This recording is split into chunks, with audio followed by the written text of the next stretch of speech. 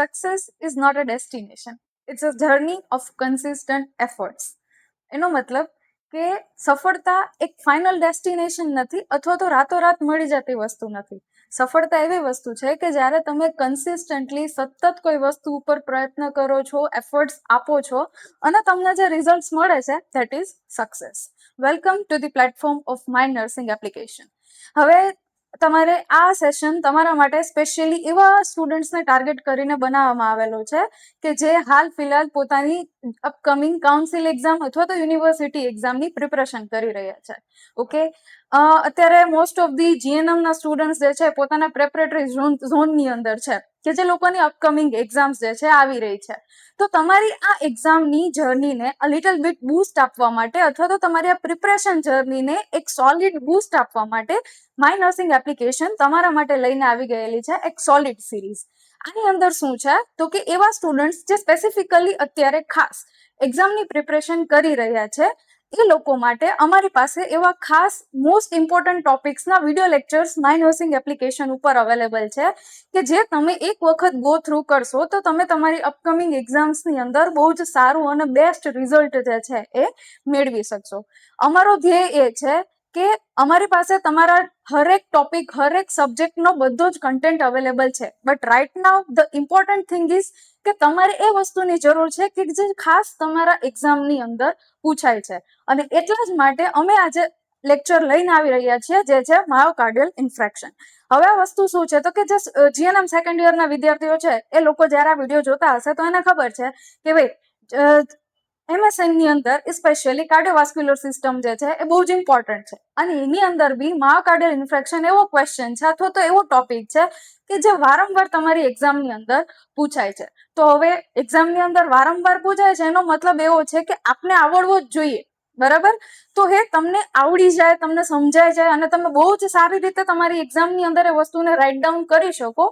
એટલા માટે હું ઋત્વી પટેલ આજે તમારી પાસે સામે લઈને આવી રહી છું એક સરસ મજાનો ટોપિક, ધેટ ઇઝ માયોકાર્ડિયલ ઇન્ફેક્શન અથવા તો હાર્ટ એટેક. આ લેક્ચરની અંદર આપણે આખો ટોપિક જે છે એ ગો થ્રુ જશું, વન બાય વન એક એક સ્ટેપને સમજશું. તમે જ્યારે આ વિડીયો જોઈ રહ્યા હોય ત્યારે મેક શ્યોર કે તમારી પાસે એક નોટ પેન હોય જેથી કરીને તમે જોડે જોડે નોટ્સ લખી શકો, કન્ટેન્ટ તમારી સાથે તમારો રિવિઝન કન્ટેન્ટ બનાવી શકો. તો તમારી પ્રિપરેશન જર્ની જે છે એને એક વધારે સારો બૂસ્ટ મળશે, બરાબર? ઓકે, હવે આજના લેક્ચરમાં આપણે ડિસ્કસ કરવાનું છે ધેટ ઇઝ માયોકાર્ડિયલ ઇન્ફેક્શન. શું છે માયોકાર્ડિયલ ઇન્ફેક્શન, કેવી રીતે થાય છે, એ બધી જ વસ્તુ આપણે વન બાય વન જે છે જોઈ. ચલો,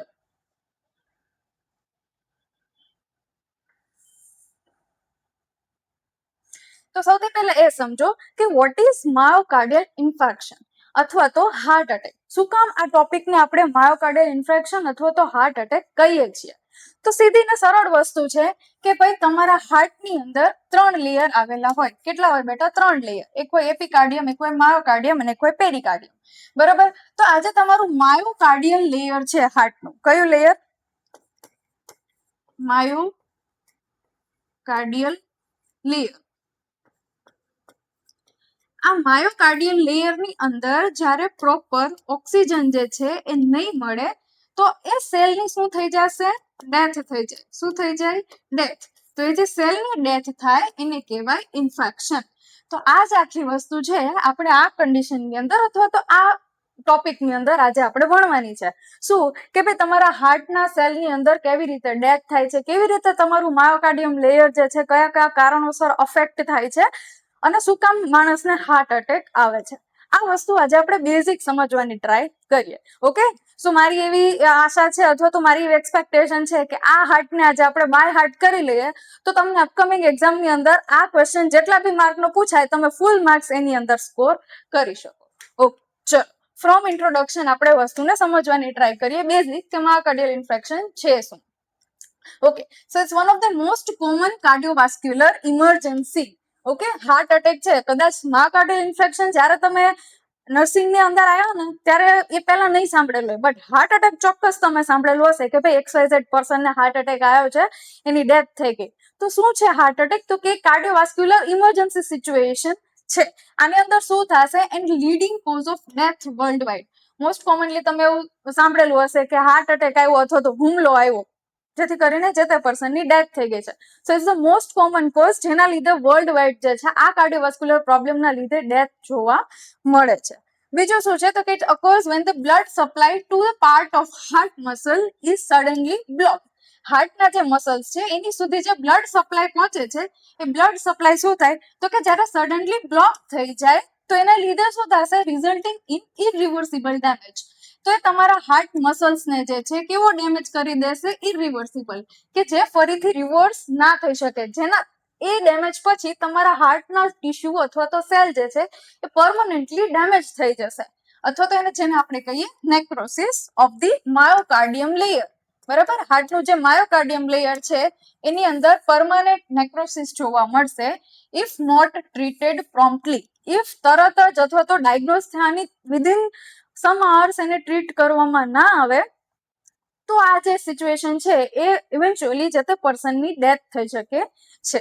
okay, so this is what we are going to study myocardial infarction. બરાબર, કે તમારો હાર્ટ સુધી જે બ્લડ સપ્લાય પહોંચે છે એ કોઈ પણ કારણોસર શું થઈ ગઈ છે, બ્લોક થઈ ગઈ છે, ઓછી થઈ ગઈ છે.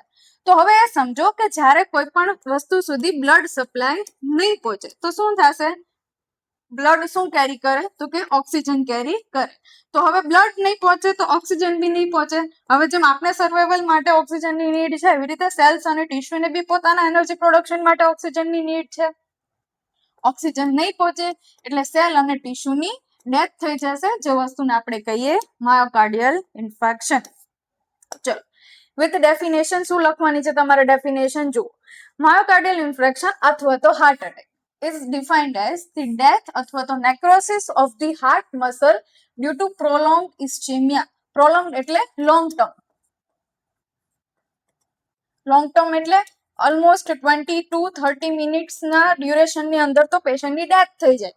બરોબર, તો શું છે તો કે જ્યારે તમારા શું આપણે કેવી રીતે ડિફાઇન કરી શકીએ તો કે તમારા હાર્ટ મસલની ડેથ શેના લીધે તો કે પ્રોલોંગ ઇસ્ચેમિયા. ઇસ્ચેમિયાનો મતલબ શું થાય, લેક ઓફ બ્લડ સપ્લાય. બરાબર, આ લેક ઓફ બ્લડ સપ્લાયના લીધે જ્યારે તમારા હાર્ટ મસલની ડેથ થઈ જાય caused by sudden blockage of coronary artery. હવે શું છે coronary artery તો કે જેવી રીતે તમારું હાર્ટ જે છે તમારા આખા બોડી સુધી બ્લડ જે છે એ સપ્લાય કરે છે, એવી રીતે જે આર્ટરી હાર્ટ સુધી બ્લડ સપ્લાય કરે એને કહેવાય કોરોનરી આર્ટરી. શું કહેવાય, કોરોનરી આર્ટરી. આ કોરોનરી આર્ટરી શું કરશે તો કે હાર્ટ સુધી બ્લડ જે છે લઈ જશે.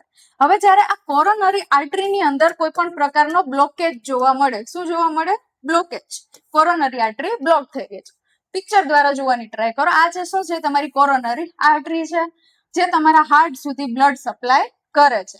હવે કોઈ પણ કારણોસર અહીંયા પ્લેક જમા થઈ ગયેલો જોવા મળે છે. એવા કોઈ પણ XYZ રીઝનના લીધે જ્યારે આ બ્લડ ફ્લો જે છે શું થઈ જાય તો કે આ બ્લડ ફ્લો ઓછો થઈ જાય અથવા તો બ્લોક થઈ જાય તો હાર્ટની જે ઓક્સિજન ડિમાન્ડ છે, બરાબર, O2 ની ડિમાન્ડ એ શું થઈ જાય, કમ્પ્લીટ ના થાય, અને O2 નહીં મળે તો હાર્ટના સેલની ડેથ થઈ જાય. શું થઈ જાય, હાર્ટ સેલની ડેથ થઈ જાય.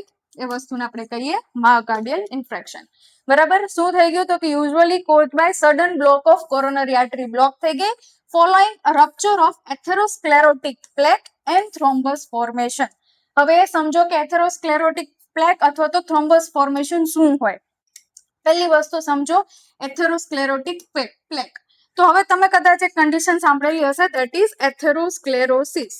એથેરોસ્ક્લેરોસિસ આની અંદર શું થાય તો કે તમારા બોડીની અંદર જે કોલેસ્ટેરોલ છે આ કોલેસ્ટેરોલના પ્લેક ફોર્મ થાય. શું થાય, પ્લેક ફોર્મ. ક્યાં તો કે તમારી બ્લડ વેસલ્સની અંદર, અને શું કરી નાખે, બ્લડ વેસલ્સને બ્લોક કરી દે.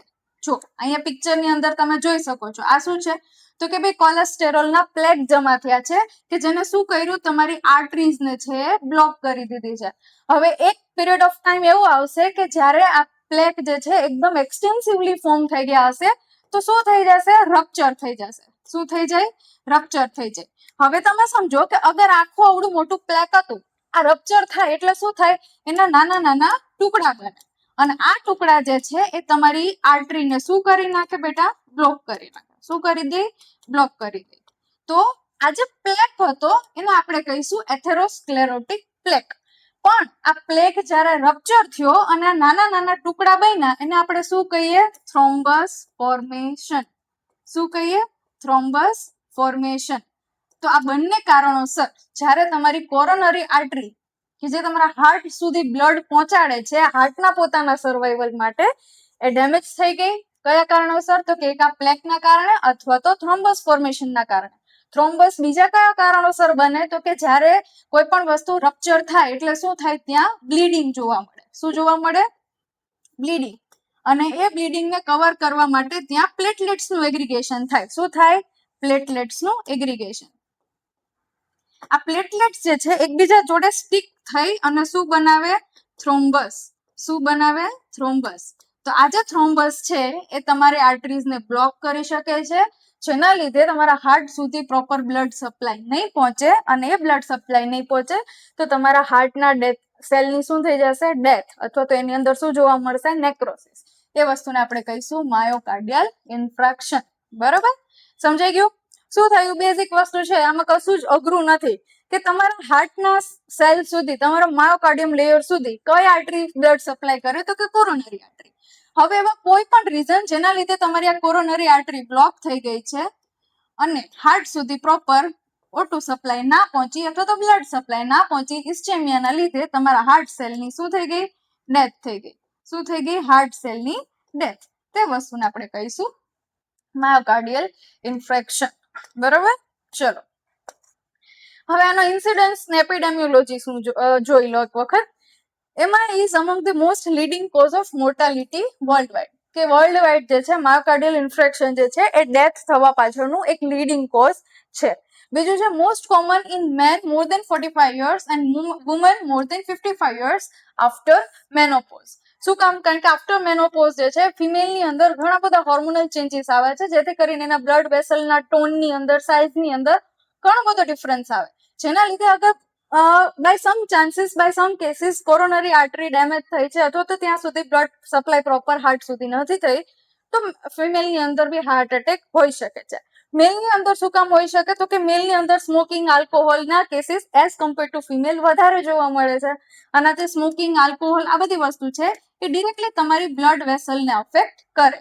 સો લોંગ ટર્મ જ્યારે તમે આ વસ્તુનું ઇન્ટેક કરતા હોય તો એ બ્લડ વેસલ તમારી વીક થઈ જાય, હાર્ટ સુધી પ્રોપર બ્લડ સપ્લાય નહીં કરે અને તમારા હાર્ટની અંદર ઇસ્ચેમિયાના લીધે સેલ ટીશ્યુ ડેથ થઈ શકે. Increasing incidence in young adults due to smoking, obesity, diabetes, hypertension અને સેડેન્ટરી લાઇફસ્ટાઇલ. હવે અત્યારની લાઇફસ્ટાઇલ તમે જુઓ તો મોસ્ટ કોમનલી મેગા સિટીઝની અથવા તો મોડર્ન કલ્ચરની લાઇફસ્ટાઇલ મોસ્ટ કોમનલી સેડેન્ટરી છે. શું કામ? કારણ કે પહેલું કે અત્યારની જે વર્ક પ્રોફાઇલ છે એ બધાની કેવી થઈ ગઈ છે? ફૂલ ડે સિટિંગ વાળી. એક ટીચિંગ પ્રોફેશન એવો છે અને અમુક પ્રોફેશનલ વસ્તુ એવી છે કે જ્યાં તમે ફૂલ ડે વર્કિંગ હોવ છો. બાકી જે કોર્પોરેટ કલ્ચર છે આની અંદર તમે જુઓ કે સવારના 9 થી સાંજના 6 વાગ્યા સુધી જે તે વ્યક્તિ સ્ક્રીનની સામે ખુરશી ઉપર બેસી રહી છે. તો એના લીધે બે વસ્તુ થાય. પહેલી કે એની અંદર એક સેડેન્ટરી લાઇફસ્ટાઇલના લીધે ઓબેસિટી આવે, અને એક વખત કોઈ પર્સન ઓબેસિટીમાં આવે તો એની અંદર પછી બધી જ વસ્તુ, બધા જ પ્રોબ્લેમ ક્રિએટ થઈ શકે. એની અંદર હાઇપરટેન્શન આવી શકે, એની અંદર ડાયાબિટીસ આવી શકે, એનું કોલેસ્ટેરોલ હાઈ જઈ શકે, અને આ બધી વસ્તુ જે છે ઇવેન્ચ્યુઅલી જે તે પર્સનને માયોકાર્ડિયલ ઇન્ફ્રેક્શન અથવા તો હાર્ટ એટેક આવવા પાછળ જવાબદાર બને છે.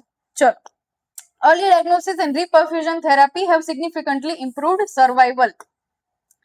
ઇનિશિયલી તમે એકદમ જ સ્ટાર્ટિંગની અંદર ડાયગ્નોઝ થઈ ગયું છે તો તમે રીપરફ્યુઝન મતલબ કે બ્લડ ટ્રાન્સફ્યુઝન અથવા તો હાર્ટની બ્લડની ડિમાન્ડ જે છે કમ્પ્લીટ કરી અને તમે પેશન્ટને સર્વાઈવ કરી શકો છો. બીજી એક વસ્તુ, લેક ઓફ એક્સરસાઇઝ અને એક્ટિવિટી. આ સેડેન્ટરી લાઇફસ્ટાઇલના લીધે અત્યારના લોકોની અંદર જે એક્ટિવિટીનું લેવલ છે એ એકદમ ઓછું થઈ ગયું છે.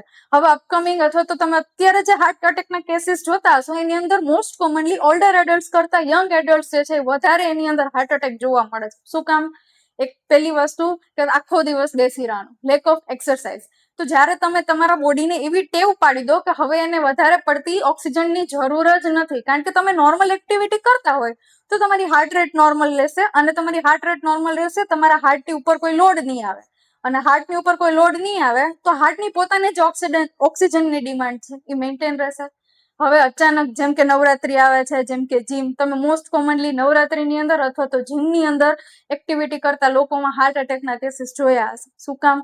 કારણ કે નવરાત્રીમાં જ્યારે તમે ગરબા રમો છો તો it's a kind of exercise કે જે તમારી બોડી કરે છે, તો સડનલી તમારા બોડીની ઓક્સિજન ડિમાન્ડ એકદમ જ વધી ગઈ અને તમારા હાર્ટ ઉપર શું આવ્યો? વર્કલોડ, કે હવે એને વધારે પડતું બ્લડ પંપ કરવું પડશે. બટ જ્યારે લોંગ ટર્મ તમે હાર્ટ ઉપર ક્યારેય લોડ આવવા જ નથી દીધો તો તમારું હાર્ટ જે છે એ સડનલી આટલું સિવિયર પમ્પિંગ જે છે એ ટોલરેટ કરી શકે નહીં. એના મસલ્સની પોતાની જે ઓક્સિજન ડિમાન્ડ છે એ કેવી થઈ જાય?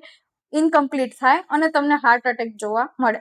સેમ વસ્તુ જીમની અંદર બી જોવા મળે. તમે વિગરસ એક્સરસાઇઝ કરો છો તો તમારા બોડીની જે ઓક્સિજનની ડિમાન્ડ છે કેવી થઈ જાય? વધી જાય. અને જ્યારે કમ્પન્સેટ નહીં થાય તો તમને હાર્ટ એટેક જોવા મળશે. સો દેટ્સ વાય યંગ એડલ્ટ્સની અંદર આ સેડેન્ટરી લાઇફસ્ટાઇલ જે છે એ બહુ જ લીડિંગ કોઝ છે ઓબેસિટી અને લાઇફસ્ટાઇલ, કે જે માણસને હાર્ટ એટેક થવા પાછળ જવાબદાર બને છે. ઓકે, ચલો નેક્સ્ટ જુઓ શું છે તો કે એના ઇટિયોલોજીકલ ફેક્ટર્સની અંદર મોસ્ટ કોમન કોઝ શું છે તો કે જે વસ્તુ આપણે હમણાં જોઈ, એથેરોસ્ક્લેરોસિસ, મતલબ કે કોલેસ્ટેરોલના plaque with rupture and thrombus formation. એક વિડીયો જે છે તમારા માટે ખાસ લાવેલી છું, ચલો.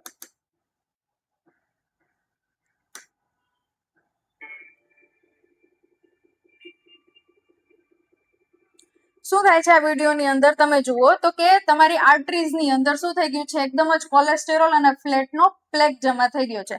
આ પ્લેક શું કરશે તો કે ધીરે ધીરે એની અંદરથી જે પાસ થવાવાળું બ્લડ છે એ બ્લડ જે છે એનું શું થઈ જાય? અહીંયા ક્લોટિંગ તમને જોવા મળશે અને એ ક્લોટિંગના લીધે તમારી આર્ટરી શું થઈ જાય? બ્લોક થઈ જાય.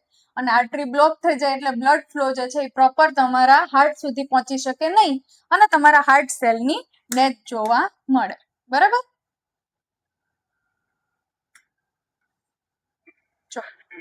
આ નોર્મલ હતી, પ્લેક ફોર્મ થઈ ગયું. હવે શું થશે તો કે તમારું બ્લડ જે પ્રોપર ફ્લો કરે છે એ થશે નહીં.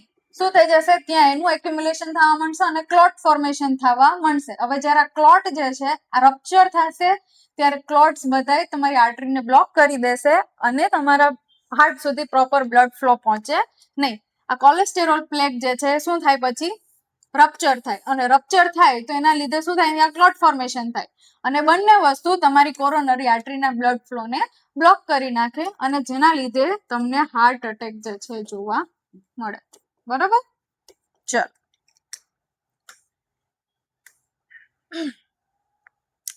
એક વખત ફરીથી એક પિક્ચર દ્વારા જોઈ લો. આ શું છે તો કે તમારી કોરોનરી આર્ટરી છે. ત્યાં સુધી એક્ઝેક્ટલી શું આવવું જોઈએ તો કે બ્લડ ફ્લો આવવો જોઈએ.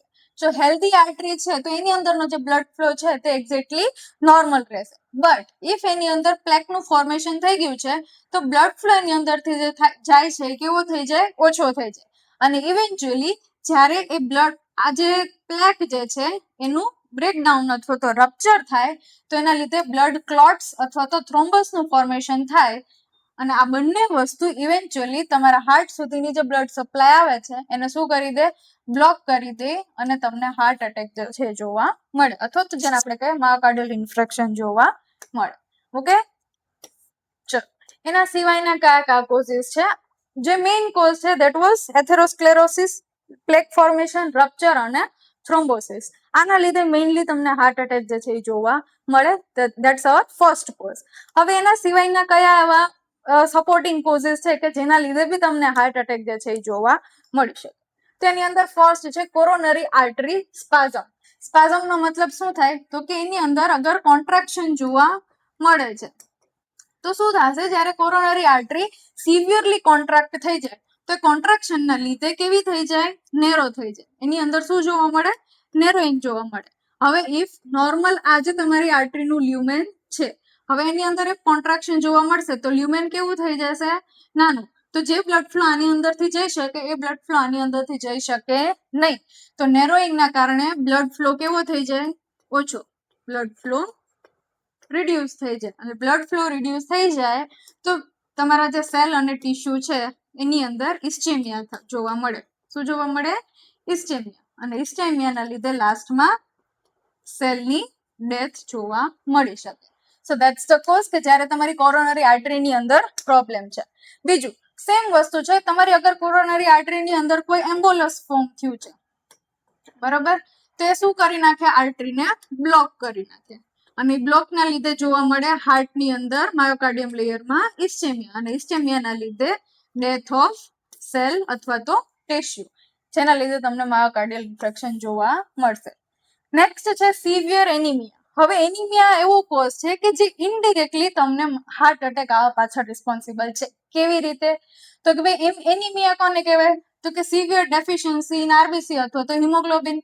હવે હિમોગ્લોબિન જે છે તમારા બોડીમાં એ શું કરે? તો કે હિમોગ્લોબિન તમારા ઓક્સિજનને કેરી કરે. શું કરે? ઓક્સિજનને કેરી કરે તમારા આખા બોડીના હરેક સેલ અને હરેક ટિશ્યુ સુધી. હવે હિમોગ્લોબિનનું લેવલ કેવું છે? તો કે એક્સ્ટ્રીમલી લો છે. તો હવે એની ઓટો કેરિંગ કેપેસિટી કેવી થઈ જાય? લો. બરાબર. કેવી થઈ જાય? ઓછી. કોઈ વસ્તુ જે છે 5 કિલો ઉપાડી શકતી હતી, હવે 1 કિલો ઉપાડી શકે છે. જરૂરિયાત 5 ની જ છે, પણ જ્યારે હિમોગ્લોબિન નોર્મલ હતું તો હિમોગ્લોબિન શું કરે? તમારા બ્લડમાંનું ઓક્સિજન જે છે એ હરેક સેલ ટિશ્યુ સુધી પહોંચાડે છે. હિમોગ્લોબિન જ નહીં હોય તો એ પ્રોપર જેટલું જોઈએ છે એટલું ઓક્સિજન જે છે હરેક જગ્યાએ કેરી કરી શકે નહીં. અને જ્યારે એની ઓટો કેરિંગ કેપેસિટી ઓછી થઈ જાય તો સેમ વસ્તુ કે હાર્ટ સુધી પ્રોપર કોરોનરી આર્ટરી દ્વારા ઓટું પહોંચશે નહીં. હવે આ કેસમાં તમારી આર્ટરીને કોઈ જ વાંધો નથી, આર્ટરી નોર્મલ છે, હાર્ટ હેલ્થ નોર્મલ છે. પ્રોબ્લેમ શું છે? એનિમિયા. એનિમિયા છે, તમારું હિમોગ્લોબિન એકદમ સિવિયરલી ડ્રોપ થઈ ગયું છે, તો હિમોગ્લોબિન ઓક્સિજન નહીં પહોંચાડી શકે, હાર્ટ સુધી ઓક્સિજન નહીં પહોંચે ડેસ્પાઇટ બ્લડ ફ્લો બી બરાબર છે, આર્ટરી બી નોર્મલ છે, પણ ઓક્સિજનની જ કમી છે, લેક ઓફ ઓક્સિજન. એના લીધે તમારા હાર્ટ સેલની શું થઈ જાય? ડેથ થઈ જાય અને તમને જોવા મળે માયોકાર્ડિયલ ઇન્ફ્રાક્શન. બરોબર. નેક્સ્ટ છે કોકેઇન ઓર સ્ટિમ્યુલન્ટ. હવે કોકેઇન અથવા તો સ્ટિમ્યુલન્ટ છે એ શું કરે? તમારા બોડીની અંદર અથવા તો તમારી બ્લડ વેસલ્સની અંદર વાઝો કોન્સ્ટ્રિક્શન કરે અથવા તો વાઝોસ્પાઝમ કરે. બરાબર. આ વાઝોસ્પાઝમના લીધે શું થઈ જાય? તો કે તમારી આર્ટરીઝ જે છે નેરો થઈ જાય, પ્રોપર જે છે બ્લડ ફ્લો પહોંચે નહીં, અને જેના લીધે જોવા મળે ઇસ્ચેમિયા અને લાસ્ટમાં માયોકાર્ડિયલ ઇન્ફ્રેક્શન. બરાબર. નેક્સ્ટ છે વાસ્ક્યુલાઇટિસ. તો કે ભાઈ તમારી કોરોનરી આર્ટરીની અંદર જ્યારે ઇન્ફેક્શન અથવા તો ઇન્ફ્લામેશન જોવા મળે, મેજર બ્લડ વેસલ્સની અંદર ઇન્ફેક્શન, ઇન્ફ્લામેશન અથવા તો ઇન્ફેક્શન જોવા મળે અથવા તો ઇન્ફ્લામેશન જોવા મળે, ત્યારે શું થઈ જાય? આર્ટરી કેવી થઈ જાય? નેરો થઈ જાય. અને આર્ટરીઝ નેરો થઈ જાય તો એ પ્રોપર બ્લડ ફ્લો પહોંચાડી શકે નહીં. અગેન ઇસ્ચેમિયા એન્ડ લાસ્ટમાં માયોકાર્ડિયલ ઇન્ફ્રેક્શન. બધા કોઝિસ એવા જ છે કે જે આઈધર, આ બધા જ કોઝિસ એવા છે કે જેના લીધે કાં તો તમારો બ્લડ ફ્લો બ્લોક થાય છે અથવા તો તમારા હાર્ટની ડિમાન્ડ પૂરી થતી નથી. શું? તો કે ઓટુની ડિમાન્ડ ઇનકમ્પ્લીટ રહેશે એટલે તમને ઇસ્ચેમિયા જોવા મળશે અને લાસ્ટમાં સેલ ડેથ અને માયોકાર્ડિયલ ઇન્ફ્રેક્શન જોવા મળશે. આ બધા જ કારણો એવા છે કે જે ડાયરેક્ટલી અથવા તો ઇનડિરેક્ટલી તમારા હાર્ટની જે છે એ ઓટો ડિમાન્ડ કમ્પ્લીટ કરી શકતા નથી. બરોબર. ચલો નેક્સ્ટ જુઓ, રિસ્ક ફેક્ટર્સ. રિસ્ક ફેક્ટર્સ બે પ્રકારના છે. That one is modifiable risk factor અને another one is non modifiable risk factor. Modifiable કોને કહેવાય? તો કે જે તમે તમારી લાઈફસ્ટાઈલની અંદર ચેન્જ કરી અને એ રિસ્ક ફેક્ટરને રોકી શકો છો. નોન મોડિફાયેબલ મતલબ કે એજ. હવે મારી એજ અત્યારે XYZ નંબર છે તો હું એને ના તો વધારી શકું છું ના તો ઘટાડી શકું છું. હું શું કરી શકું છું? તો કે મારી લાઈફસ્ટાઈલ મેન્ટેન કરી શકું જેથી કરીને મને હાર્ટ એટેકનું રિસ્ક જે છે એ ઓછું થાય. તો એને કહેવાય નોન મોડિફાયેબલ, કે જેને તમે મોડિફાય નથી કરી શકતા, તમે ચેન્જ નથી કરી શકતા. તો નોન મોડિફાયેબલ રિસ્ક ફેક્ટર કયા છે? તો કે ઇન્ક્રીઝિંગ એજ. હવે આપને ખબર છે કે જેમ જેમ માણસની એજ વધે એમ આપણા બોડીની અંદર બધા જ પ્રોબ્લેમ થવાની ચાન્સીસ અને રિસ્ક વધી જાય. લાઈક અબોવ 40 અથવા તો અબોવ 50-55 જે છે એ બોડીની અંદર નંબર ઓફ પ્રોબ્લેમ્સ થવાનું રિસ્ક ફેક્ટર જે છે વધી જાય. તો same here increasing age first factor રહેશે. બીજું કે મેલ જેન્ડર. શું કામ? તો કે મેલ જેન્ડરની અંદર as compared alcohol consumption, smoking, આ બધા જે હેબિટ્સ છે વધારે જોવા મળે છે. એન્ડ સો ધેટ્સ વાય વસ્તુ તમારી બ્લડ વેસલ્સ ઉપર, તમારી હાર્ટ હેલ્થ ઉપર અફેક્ટ કરે છે અને ધેર ઇઝ અ ચાન્સ કે જે તે પર્સનને હાર્ટ એટેક આવી શકે. બીજું છે family history of coronary artery disease. અગર તમારી ફેમિલીની અંદર બી કોઈને કોરોનરી આર્ટરીમાં ડિઝીઝ છે અથવા તો કોરોનરી આર્ટરીની અંદર કોઈ પ્રોબ્લેમ વાળી ડિઝીઝ થયેલી છે તો that can be transferred to you by heredity. So in that case તમને જે છે હાર્ટ એટેક આવી શકે છે. અને બીજું છે જેનેટિક પ્રીડિસ્પોઝિશન, મતલબ કે આ બંને વસ્તુ સેમ છે. જેનેટિકલી બી તમને એ વસ્તુ જે છે તમારા પેરેન્ટ્સ થી તમારી અંદર ટ્રાન્સફર થઈ શકે છે in sum of the rarest cases. બરાબર, તો આટલા જે છે નોન મોડિફાયેબલ રિસ્ક ફેક્ટર્સ. હવે આપણે જોઈએ કે મોડિફાયેબલ રિસ્ક ફેક્ટર, કે અગર આપણે વસ્તુને ચેન્જ કરીએ તો રિસ્ક ઓછું થઈ જાય કે આપને હાર્ટ એટેક આવે છે. ચલો એની અંદર કયા કયા છે, તો કે ફર્સ્ટ જુઓ હાઇપરટેન્શન. પહેલા તો હાઇપરટેન્શન કેવી રીતે તમને હાર્ટ એટેક લાવી શકે એ વસ્તુ સમજો. તો હાઇપરટેન્શન એટલે શું થાય, તો કે પ્રોલોંગ પીરિયડ ઓફ ટાઈમ માટે અથવા તો persistently જ્યારે તમારી આર્ટરીઝની અંદરનું પ્રેશર વધારે રહે તે વસ્તુને કહેવાય હાઇપરટેન્શન. તો હવે જ્યારે લોંગર પીરિયડ ઓફ ટાઈમ માટે અથવા તો પ્રોલોંગ પીરિયડ ઓફ ટાઈમ માટે તમારી આર્ટરીઝની અંદરનું પ્રેશર જે છે એ કેવું રહેશે, વધારે રહેશે. તો આ જે વધારે પ્રેશર છે એ શું કરશે, તમારી બ્લડ વેસલ્સને વીક કરી દેશે અને ડેમેજ કરશે over the period of time. શું કરી દેશે, વીક અને ડેમેજ. એક અમુક ટાઈમ પછી તમારી બ્લડ વેસલ જે છે એ શું થઈ જાય, વીક અને ડેમેજ, કારણ કે એના ઉપર કોન્સ્ટન્ટલી હાઈ પ્રેશર રહે છે. અને જ્યારે ડેમેજ થઈ જશે તો તમારા હાર્ટ સુધી પ્રોપર બ્લડ સપ્લાય નહીં કરી શકે. અને જ્યારે તમારા હાર્ટ સુધી પ્રોપર બ્લડ સપ્લાય નહીં કરી શકે તો તમારા હાર્ટની ડિમાન્ડ અને સપ્લાય મિસમેચ થઈ જશે અને તમને માયોકાર્ડિયલ ઇન્ફેક્શન જોવા મળશે.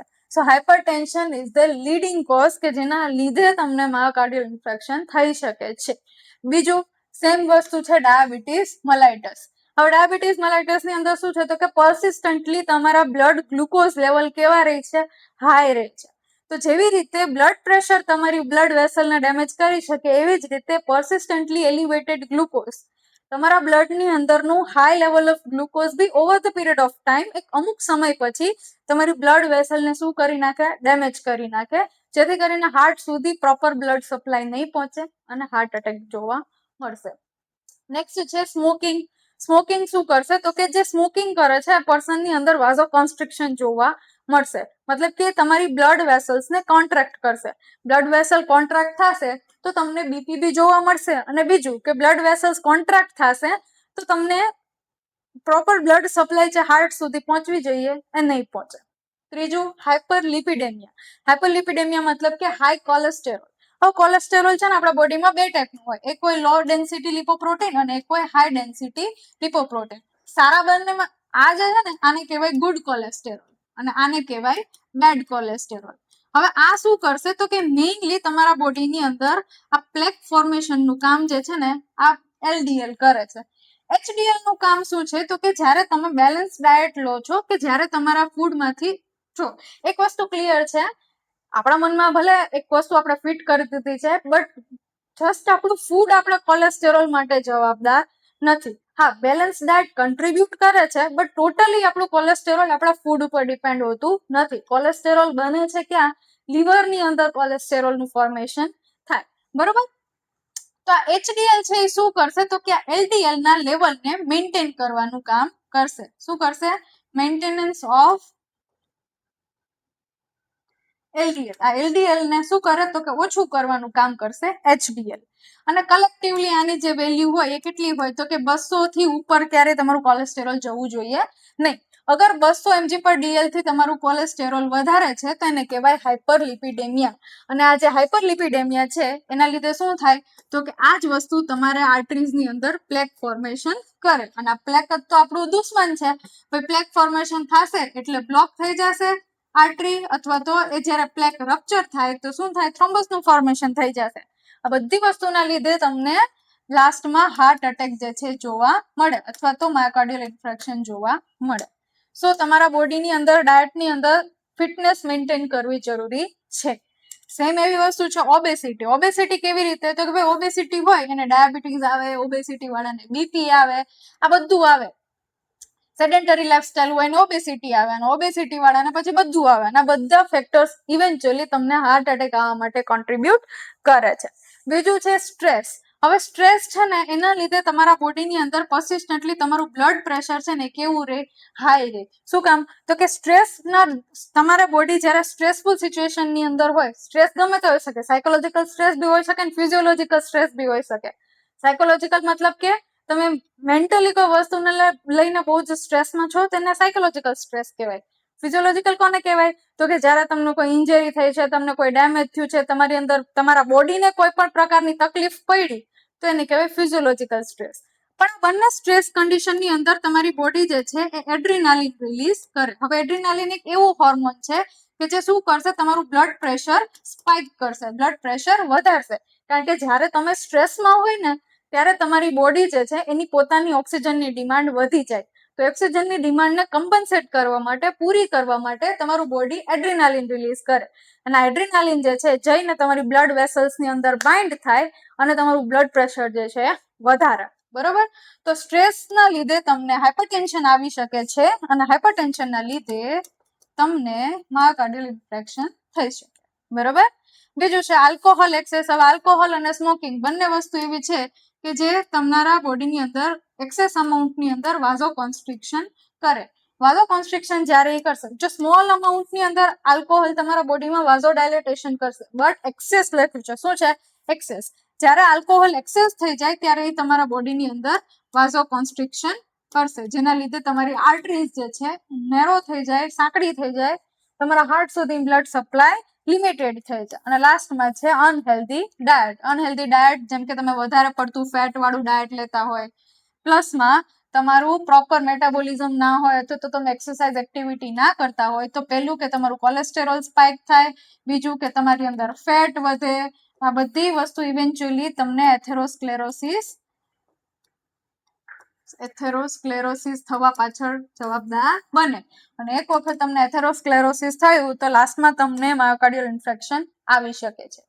આ બધા છે મોડિફાયેબલ રિસ્ક ફેક્ટર અને ઓલ્સો કોઝિસ કે જેના લીધે તમને માયોકાર્ડિયલ ઇન્ફેક્શન થઈ શકે છે.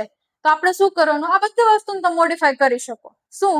તો કે તમે તમારી સૌથી પહેલા હેલ્ધી લાઇફસ્ટાઇલ એડપ્ટ કરો, તો ના તમને બીપી આવે, ના તમને ડાયાબિટીસ આવે, ના તમને ઓબેસિટી આવે. સ્મોકિંગ આલ્કોહોલ છોડી દો, ઇફ કરતા હોય તો, નથી કરતા તો વેલ એન્ડ ગુડ. આ બધી વસ્તુ એવી છે કે જે તમે પ્રોપરલી મેન્ટેન કરી શકો છો. તમે healthy lifestyle, healthy diet follow કરશો તો તમને આમાંથી કોઈ પણ વસ્તુ એઝ અ કોમ્પ્લિકેશન નહીં થાય, અને આ નહીં થાય તો તમને હાર્ટ એટેક નહીં આવે.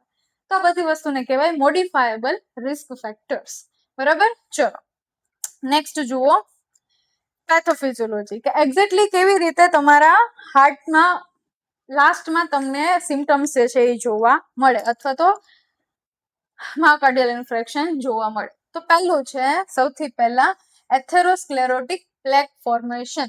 હવે આ પ્લેક જે છે કોઈ પણ કારણોસર બની શકેલો હોય. એક તો તમને હાઇપરલિપિડેમિયાના લીધે અથવા તો એથેરોસ્ક્લેરોસિસના લીધે, એક્સાઇટેડ રીઝનના લીધે જ્યારે તમારી આર્ટરીઝની અંદર આ ટાઈપનો પ્લેક જે છે એ ફોર્મ થઈ ગયો. હવે પ્લેક શું થયો? તો કે બીજું રપ્ચર થયો. પ્લેક રપ્ચર થયો એટલે એની અંદર શું થઈ ગયું? તો કે આનો અંદરનો જે કન્ટેન્ટ હતો એ તો પેલા બહાર નીકળી ગયો, એટલે એના જે છે એ નાના નાના ટુકડા બ્લડ વેસલની અંદર આવ્યા. બીજું કે રપ્ચર થયું એટલે એ જગ્યાએ શું થાય? તો કે પ્લેટલેટ્સનું એગ્રીગેશન થાય. અને પ્લેટલેટ્સ જે છે એ શું બનાવે? તો કે પ્લેટલેટ્સ જે છે એ થ્રોમ્બસનું ફોર્મેશન કરે અથવા તો ક્લોટ ફોર્મેશન કરે. તો આ પ્લેટલેટ્સના લીધે તમારી એક આખી બ્લડ ક્લોટ ફોર્મ થઈ ગઈ. હવે બ્લડ ક્લોટ ફોર્મ થઈ એને શું કર્યું? તો કે તમારી કોરોનરી આર્ટરીને ઓક્લુડ કરી દીધું. ઓક્લુઝન મતલબ કે એક ઓબ્સ્ટ્રક્શન ક્રિએટ કરી દીધું કે હવે આ જે બ્લડ ફ્લો છે એ પ્રોપરલી તમારા હાર્ટ સુધી જઈ શકશે નહીં. તો હવે શું થયું? તો કે એને ઓબ્સ્ટ્રક્ટ કરી દીધું એટલે રિડ્યુસ બ્લડ ફ્લો ટુ માયોકાર્ડિયમ. તો હવે તમારી કોરોનરી આર્ટરી તમારા માયોકાર્ડિયમ લેયર સુધી જે બ્લડ લઈ જતી હતી એ કેવું થઈ ગયું? ઓછું થઈ ગયું અથવા તો બંધ થઈ ગયું. શેના લીધે? આ ક્લોટના લીધે. ઓકે, એના પછી શું થઈ ગયું? તો કે myocardial ischemia. Properly blood supply ના થઈ એટલે એ કન્ડિશનને આપણે શું કહેવાય? Lack of blood supply to tissue, ischemia. બરાબર? હવે 20 થી 30 મિનિટ માટે જ્યારે આ કન્ડિશન તમને જોવા મળી ગઈ તો આ 20 થી 30 મિનિટની અંદર ઇરરિવર્સિબલ માયોકાર્ડિયલ નેક્રોસિસ જોવા મળશે. મતલબ કે અડધી કલાકના પીરિયડ ઓફ ટાઈમની અંદર તમારા મેજર જે માયોકાર્ડિયમ લેયરના ટિશ્યુઝ છે એ કેવા થઈ જાય? તો કે એની ડેથ થઈ જાય, એની અંદર નેક્રોસિસ જોવા મળે. જેના લીધે તમારી હાર્ટની જે કોન્ટ્રાક્ટ કરવાની અથવા તો કોન્ટ્રાક્ટિલિટી હતી એબિલિટીની અંદર શું થઈ જાય? ડિક્રીઝ થઈ જાય. હાર્ટ જે છે એ પ્રોપરલી કોન્ટ્રાક્ટ થઈ શકે નહીં. હાર્ટ જો પ્રોપર કોન્ટ્રાક્ટ નહીં થાય તો હાર્ટનો જે કાર્ડિયાક આઉટપુટ છે, મતલબ કે હાર્ટમાંથી જે બ્લડ બહાર આવે છે, હાર્ટ પંપ કરીને શું કરે? તમારા આખા બોડીની અંદર બ્લડ સપ્લાય કરે. તો હાર્ટનું જે પોતાનું કાર્ડિયાક આઉટપુટ છે એ શું થઈ જાય? એકદમ રિડ્યુસ થઈ જાય. અને એના લીધે તમને એરિથમિયાસ મતલબ કે ઇરેગ્યુલર હાર્ટબીટ્સ જોવા મળશે, હાર્ટ ફેલિયર બી જોવા મળી શકે અને કાર્ડિયોજેનિક શોક બી પેશન્ટને જોવા મળી શકે. આ વસ્તુ એના કોમ્પ્લિકેશન્સ છે. બરોબર. સો જ્યારે તમારા બોડીની અંદર આ એક ઇનિશિયલ સ્ટેજ છે, લાસ્ટમાં તમને હાર્ટ ફેલિયર સુધી પહોંચાડી શકે. કેવી રીતે પ્રોગ્રેસ કરે છે તો કે તમારે એક્ઝામની અંદર આજે ફર્સ્ટ મેઇન લાઇન્સ છે એ મેઇનલી લખવાની થાય. મેં અહીંયા પિક્ચર્સ એટલા માટે ઇન્ક્લુડ કરેલા છે જેથી કરીને તમે બહુ સારી રીતે વિઝ્યુઅલી આ વસ્તુને અન્ડરસ્ટેન્ડ કરી શકો અને સમજી શકો. બરાબર. પ્લેકનું ફોર્મેશન થઈ ગયું, પ્લેક રપ્ચર થયું, એ જગ્યાએ પ્લેટલેટ એગ્રીગેશન થઈ ગયું, એ પ્લેટલેટ્સ એક થ્રોમ્બસ ફોર્મ કરી દીધું, એ થ્રોમ્બસે તમારી આર્ટરીને બ્લોક કરી દીધી જેથી કરીને તમારા હાર્ટના લેયર સુધીની બ્લડ સપ્લાય ઓછી થઈ ગઈ, બંધ થઈ ગઈ. જો 20 થી 30 મિનિટ માટે આ સિચ્યુએશન રહી તો તમારા હાર્ટની અંદર ઇરિવર્સિબલ ડેમેજ જે છે એ જોવા મળી ગયો. હાર્ટ પોતે પ્રોપર કોન્ટ્રાક્ટ ના કરી શક્યું, કોન્ટ્રાક્ટ નહીં થયું તો કાર્ડિયાક આઉટપુટ ઓછો થઈ ગયો અને જેના લીધે તમને કાર્ડિયોજેનિક શોક, હાર્ટ ફેલિયર અને એરિથમિયાસ જેવી કોમ્પ્લિકેશન્સ છે એ જોવા મળે છે. તો આ હતી પેથોફિઝિયોલોજી ઓફ માયોકાર્ડિયલ ઇન્ફેક્શન. નેક્સ્ટ જોવાનું છે આપણે ટાઇપ્સ ઓફ માયોકાર્ડિયલ ઇન્ફેક્શન. હવે માયોકાર્ડિયલ ઇન્ફેક્શન ને છે ને એક્ઝેક્ટલી મે બી તમારી ટેક્સ્ટ બુક્સ ની અંદર આ એક ક્લાસિફિકેશન આપેલું છે, but there is 3 classifications of myocardial infection. આ જે છે યુનિવર્સલ ક્લાસિફિકેશન છે કે જે મોસ્ટ કોમનલી તમે એક્ઝામમાં લખી શકો છો અને તમારે આને સારી રીતે સમજવાનું છે. આના સિવાયના જે ક્લાસિફિકેશન્સ છે એ તમારા નોલેજ માટે છે, અન્ડરસ્ટેન્ડિંગ માટે છે અને એને બી તમે જ્યારે લોંગ ક્વેશ્ચન પૂછાય છે એમઆઈ ઉપર તો તમે ઇન્ક્લુડ કરી શકો છો. ઓકે, ચલો સમજો. શું છે સૌથી પહેલું તો કે બેઝિકલી માયોકાર્ડિયલ ઇન્ફેક્શન તમને 5 ટાઈપનું જોવા મળે. ટાઈપ 1, 2, 3, 4AB અને 5. શું છે તો કે જુઓ, સૌથી પહેલું છે ટાઈપ 1. ટાઈપ 1 માયોકાર્ડિયલ ઇન્ફેક્શન ક્યારે કહેવાય?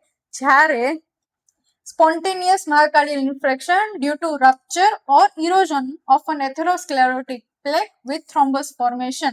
તો જે આપણે મોસ્ટ કોમન કોઝ જોયું ને કે ભાઈ એથેરોસ્ક્લેરોસિસ હતું, એ રપ્ચર થઈ ગયું, ક્લોટનું ફોર્મેશન થયું, આર્ટરી બ્લોક થઈ ગઈ, ઇસ્ચેમિયા, હાર્ટ એટેક.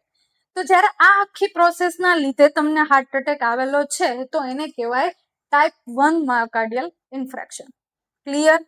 બહુ જ સિમ્પલ છે કે જે એનો મોસ્ટ કોમન કોઝ છે દેટ ઇઝ એથેરોસ્ક્લેરોસિસ.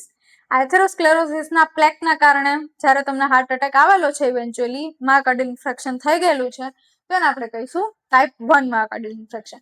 બીજું છે ટાઈપ 2 માયોકાર્ડિયલ ઇન્ફેક્શન. હવે આની અંદર આટલું બધું આપણે યાદ નથી રાખવાનું. આની અંદર આપણે શું સમજવાનું છે તો કે હાર્ટની પોતાની સપ્લાય અને ડિમાન્ડ વચ્ચે જ્યારે મિસમેચ થઈ જાય, કેની વચ્ચે? સપ્લાય અને ડિમાન્ડ. હવે શું છે સપ્લાય? સપ્લાય કોને કહેવાય તો કે મારા હાર્ટ સુધી કેટલું બ્લડ પહોંચે છે, અને ડિમાન્ડ કોને કહેવાય તો કે એકચ્યુઅલમાં મારા હાર્ટને કેટલી જરૂર છે. બરાબર. હવે મારા ફોર એન એક્ઝામ્પલ મારા હાર્ટને 4 લીટર બ્લડની જરૂર છે ફોર એન એક્ઝામ્પલ, ને પહોંચે છે 1, તો શું થયું? સપ્લાય અને ડિમાન્ડની વચ્ચે મિસમેચ. તમે કઈ શોપિંગ કરવા જાવ છો, ગર્લ્સ સ્પેસિફિકલી, બોયઝ બી જઈ જ શકે છે, જાય જ છે. ઓકે, તમે કોઈ શોપિંગ મોલની અંદર શોપિંગ કરવા માટે ગયા છો. હવે તમારી ડિમાન્ડ એ છે કે ભાઈ મને સ્પેસિફિક ટાઈપનો ડ્રેસ, સ્પેસિફિક ટાઈપનો શર્ટ અથવા તો સ્પેસિફિક ટાઈપની સાડી જોઈએ છે, એ તમારી ડિમાન્ડ છે. પણ એ દુકાનવાળા પાસે ઉપરથી એટલો સ્ટોક અવેલેબલ નથી કે એ તમને આપી શકે. તો શું થઈ ગયું? સપ્લાય અને ડિમાન્ડની વચ્ચે મિસમેચ. જેટલી ડિમાન્ડ છે એટલી સપ્લાય નથી. સેમ વસ્તુ તમારા હાર્ટમાં લાગુ પડે છે કે તમારા હાર્ટને જેટલી ઓક્સિજનની જરૂર છે, જેટલી ડિમાન્ડ છે એટલી સપ્લાય નથી. આ વસ્તુ કયા કેસમાં થઈ શકે તો કે ભાઈ જ્યારે પેશન્ટને એનિમિયા હોય, સિવિયર એનિમિયાનો કેસ તમે પકડી લ્યો તો હાર્ટને પોતાને ઓક્સિજનની જે જરૂર છે એ સુધી એના સુધી પહોંચશે નહીં. શું કામ? કારણ કે હિમોગ્લોબિન ઓછું છે, O2 કેરિંગ કેપેસિટી ઓછી છે, તો તમારા સુધી પ્રોપર ઓક્સિજન પહોંચશે નહીં. તો એને કહેવાય ટાઈપ 2 માયોકાર્ડિયલ ઇન્ફેક્શન કે જેની અંદર સપ્લાય ડિમાન્ડની અંદર મિસમેચ જોવા મળે. નેક્સ્ટ છે ટાઈપ 3 ઓફ માયોકાર્ડિયલ ઇન્ફેક્શન. આની અંદર શું છે? Sudden cardiac death suggestive of MI before cardiac biomarkers can be measured. હવે આ થર્ડ ટાઈપ મતલબ કે જ્યારે પેશન્ટને હાર્ટ એટેક આવવાની શરૂઆત થઈ, સિમ્ટમ્સ અપિયર થયા અને સડનલી એની ડેથ થઈ ગઈ. આ જે સિચ્યુએશન છે એને કહેવાય ટાઈપ 3, કે તમે ડાયગ્નોઝ કરી શકો અથવા તો તમે એના ડાયગ્નોસ્ટિક ક્રાઇટેરિયાનો યુઝ કરી શકો કે હા ભાઈ પેશન્ટને હાર્ટ એટેક હતો, એ પહેલા જ પેશન્ટની જો ડેથ થઈ જાય તો એને કહેવાય ટાઈપ 3 માયોકાર્ડિયલ ઇન્ફ્રેક્શન. નેક્સ્ટ છે ટાઈપ 4A અને 4B. આ બંને શું છે તો કે સર્જરી રિલેટેડ માયોકાર્ડિયલ ઇન્ફ્રેક્શન્સ છે. શું તો કે એમાં રિલેટેડ ટુ પરક્યુટેનિયસ કોરોનરી ઇન્ટરવેન્શન અથવા તો એન્જિયોપ્લાસ્ટી. બરાબર. હવે શું છે તો કે જ્યારે કોઈ પણ પેશન્ટ સસ્પેક્ટેડ છે કે આને ભાઈ એથેરોસ્ક્લેરોસિસ અથવા તો માયોકાર્ડિયલ ઇન્ફ્રેક્શન છે, તો એની અંદર તમે શું કરશો તો કે એઝ અ ઇન્ટરવેન્શનલ મેનેજમેન્ટ અથવા તો એઝ અ ડાયગ્નોસ્ટિક ટેસ્ટ આપણે ઇન્ટરવેન્શન શું કરે તો કે સ્ટેન્ટ બેસાડી. આ વસ્તુ તમે સાંભળેલી હશે, બરોબર. તે સ્ટેન્ટ બેસાડતા ટાઈમે ઇફ તમારાથી કોઈ બી શું કહેવાય બ્લડ વેસલ્સ ની અંદર બ્લોકેજ થયો છે અથવા તો રપ્ચર થયું છે, તો ઇન ધેટ કેસ તમારા હાર્ટ સુધીની જે બ્લડ સપ્લાય છે એ ડ્યુરિંગ પ્રોસિજર પૂરી થશે નહીં, અને જેના લીધે મે બી તમને હાર્ટ એટેક આવી શકે. તો દેટ ઇઝ 4A. 4B શું છે તો કે એમાં ડ્યુ ટુ સ્ટેન્ટ થ્રોમ્બોસિસ. હવે એક વખત આ પ્રોસિજર કમ્પ્લીટ થઈ ગઈ છે, નોર્મલ છે પેશન્ટ, બટ હવે સમહાવ આ સ્ટેન્ટની અંદર શું થશે તો કે અગેન પાછું પ્લેક ફોર્મેશન થઈ ગયું.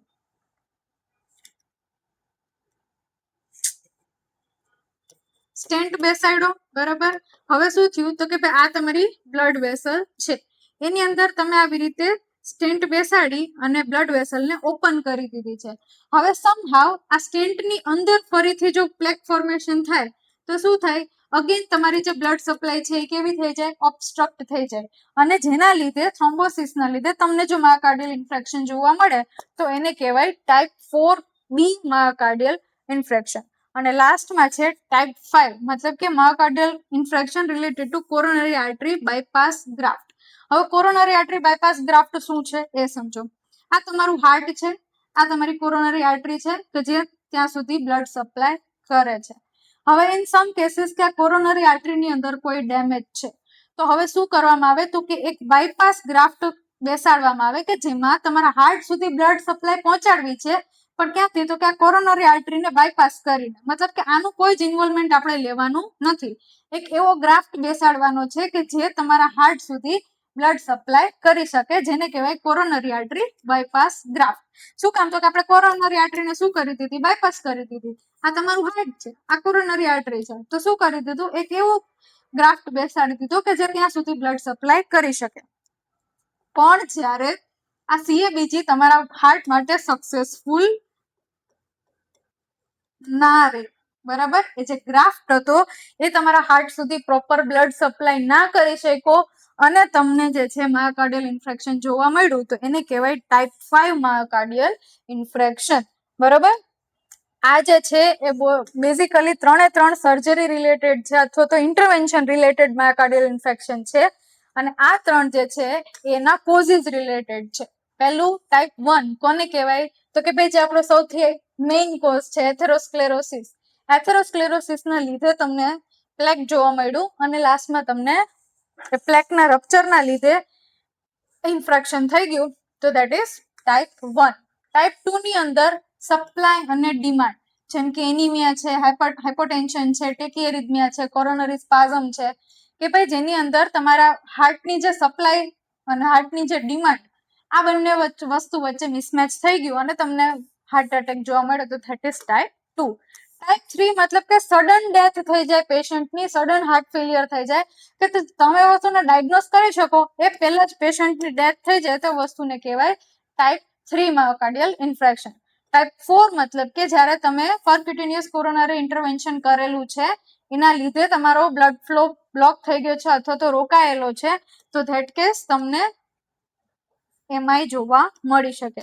4B મતલબ કે એ જે સ્ટેન્ટ બેસાડેલો છે એની અંદર પ્લેક ફોર્મેશન થયું અને સ્ટેન્ટ બ્લોક થઈ ગયો, તો તમને ટાઈપ 4B જોવા મળે. અને લાસ્ટમાં ટાઈપ 5MI મતલબ કે તમને કોરોનરી આર્ટરી બાયપાસ ગ્રાફ્ટિંગ કરેલું છે અને એ કોરોનરી જે ગ્રાફ્ટ છે એ પ્રોપરલી તમારા હાર્ટ સુધી બ્લડ સપ્લાય ના કરી શકે અને તમને એમાં જોવા મળે, તો એને કહીશું આપણે ટાઈપ 5 માયોકાર્ડિયલ ઇન્ફ્રેક્શન.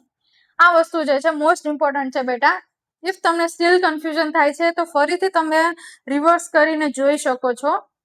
એના કોઝિસના આધારે અને ઇન્ટરવેન્શનના આધારે જ્યારે તમને હાર્ટ એટેક આવે એના ઉપર આખો યુનિવર્સલ ક્લાસિફિકેશન છે એ બેઝ કરેલું છે. બરોબર. ચલો નેક્સ્ટ કોઝ છે એનો બેઝડ ઓન ધી સાઇટ. પોતાની સાઇટ ઉપર કેટલા ટાઈપ પડે તો કે 5 ટાઈપનું myocardial infection according to the site હોઈ શકે. પહેલું તો કે anterior wall myocardial infection. Anterior wall મતલબ કે હાર્ટની જે આગળની વોલ છે, ફ્રન્ટ વોલ, એની અંદર અગર માયોકાર્ડિયમ લેયરમાં ઇન્ફેક્શન છે તો એને કહેવાય એન્ટેરિયર વોલ માયોકાર્ડિયલ ઇન્ફેક્શન. એવી જ રીતે અગર હાર્ટના ઇન્ફિરિયર પાર્ટના માયોકાર્ડિયમની અંદર શું કહેવાય ઇન્ફેક્શન છે તેને આપણે કહીશું ઇન્ફિરિયર વોલ માયોકાર્ડિયલ ઇન્ફેક્શન. એવી જ રીતે હાર્ટના સાઇડના લેયરની અંદર માયોકાર્ડિયલ ઇન્ફેક્શન થઈ ગયું છે તો એને આપણે કહીશું લેટરલ વોલ માયોકાર્ડિયલ ઇન્ફેક્શન.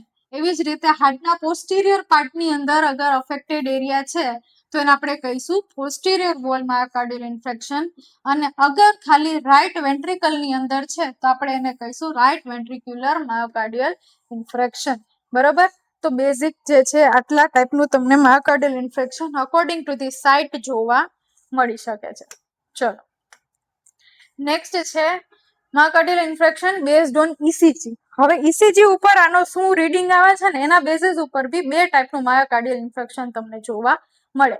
એક હોય એસટી એલિવેટેડ માયોકાર્ડિયલ ઇન્ફેક્શન અને એક હોય નોન એસટી એલિવેટેડ માયોકાર્ડિયલ ઇન્ફેક્શન. હવે કદાચ તમે આ વસ્તુ પહેલી વખત સાંભળી રહ્યા હોય અથવા તો તમે થોડુંક ડરી ગયા હોય કે ભાઈ આવું તો મેં જોયું નથી. બહુ જ ઇઝી અને બહુ જ સિમ્પલ છે. હું તમને બહુ જ સિમ્પલી સમજાવી દઈશ જેથી કરીને અગર તમે આ વસ્તુ તમારા એક્ઝામમાં ઇન્ક્લુડ કરશો તો ડેફિનેટલી તમને બહુ જ સારા માર્ક્સ છે સ્કોર થશે. સમજવાની કોશિશ કરીએ આપણે. ચલો શું છે તો કે એક વસ્તુ તમને ઇસીજી ખબર છે, ઇલેક્ટ્રોકાર્ડિયોગ્રામ અથવા તો ઇલેક્ટ્રોકાર્ડિયોગ્રાફ. શું છે તો કે ભાઈ તમારી હાર્ટની ઇલેક્ટ્રિકલ એક્ટિવિટીને મેઝર કરે. શું કરે? હાર્ટની ઇલેક્ટ્રિકલ એક્ટિવિટીને મેઝર કરે. કોણ? તો કે ઇસીજી. હવે ડ્યુરિંગ માયોકાર્ડિયલ ઇન્ફેક્શન જ્યારે કોઈ વ્યક્તિને હાર્ટ એટેક આવે છે તો આ ઇસીજી ની અંદર શું ચેન્જ આવે છે ને એ 2 પ્રકારનું માયોકાર્ડિયલ ઇન્ફેક્શન આપણે જોવા મળી શકે. એ 2 ટાઈપ છે. એની અંદર ફર્સ્ટ છે નોન એસટી એલિવેટેડ માયોકાર્ડિયલ ઇન્ફેક્શન. હવે બેઝિક વસ્તુ ખાલી પહેલા એટલી સમજો કે નોન એસટી એલિવેટેડ એટલે શું.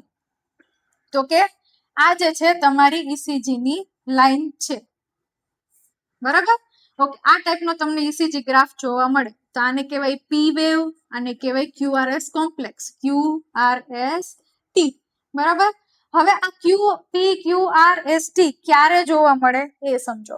તો કે હવે જ્યારે તમારું હાર્ટના એટ્રિયમ કોન્ટ્રાક્ટ થાય. કોણ? તો કે તમારું આ જે હાર્ટ છે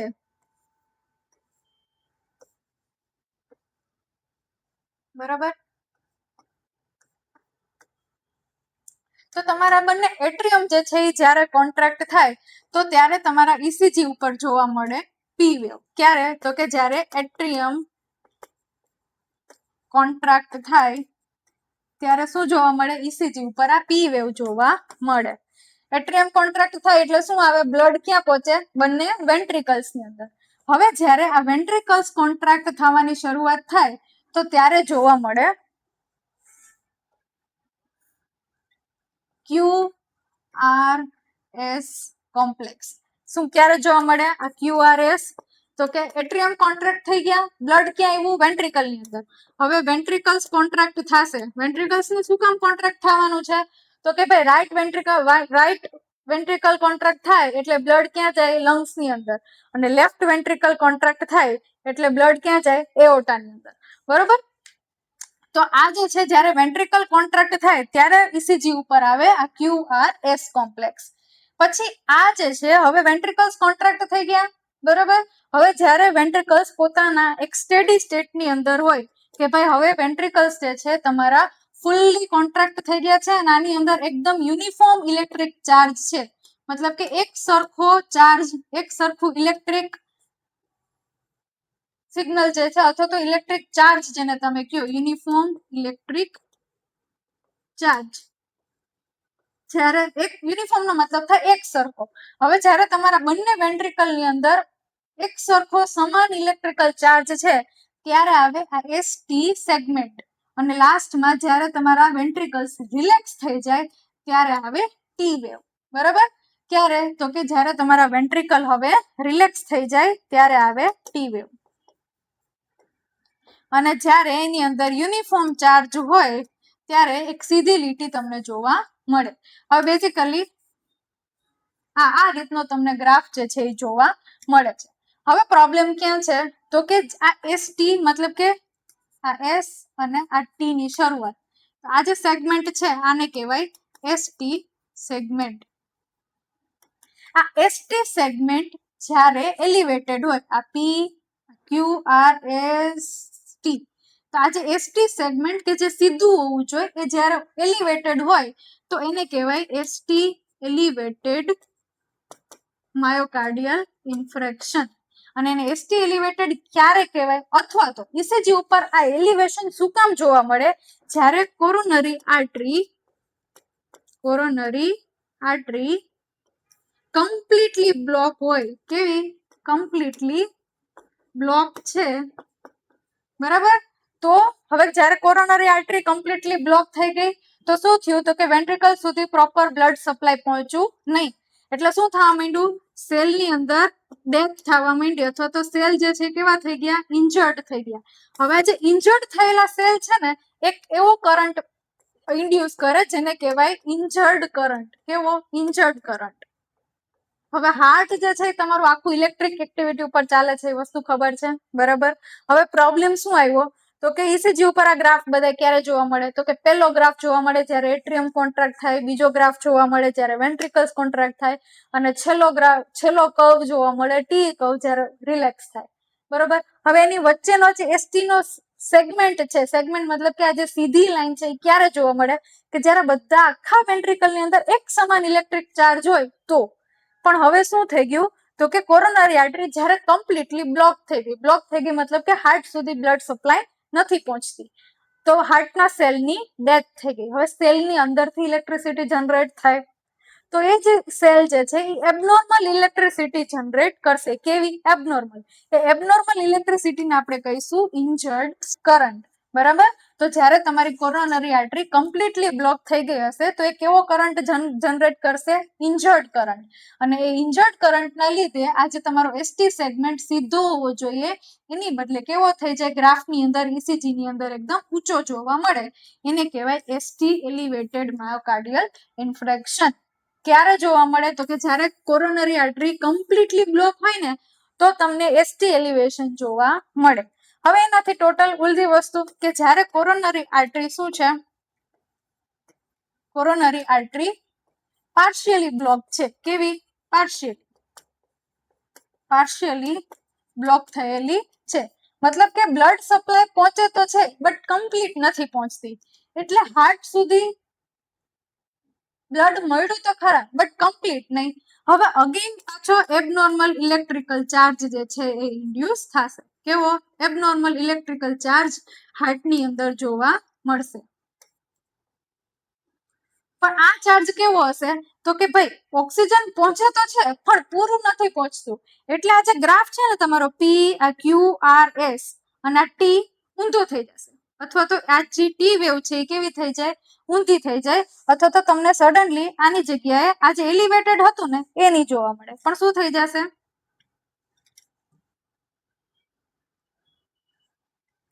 આ જે એલિવેટેડ હતું ને એની જગ્યાએ શું થઈ જશે? આખું ડિપ્રેશન જોવા મળશે. આને શું કહેવાય? ડિપ્રેશન.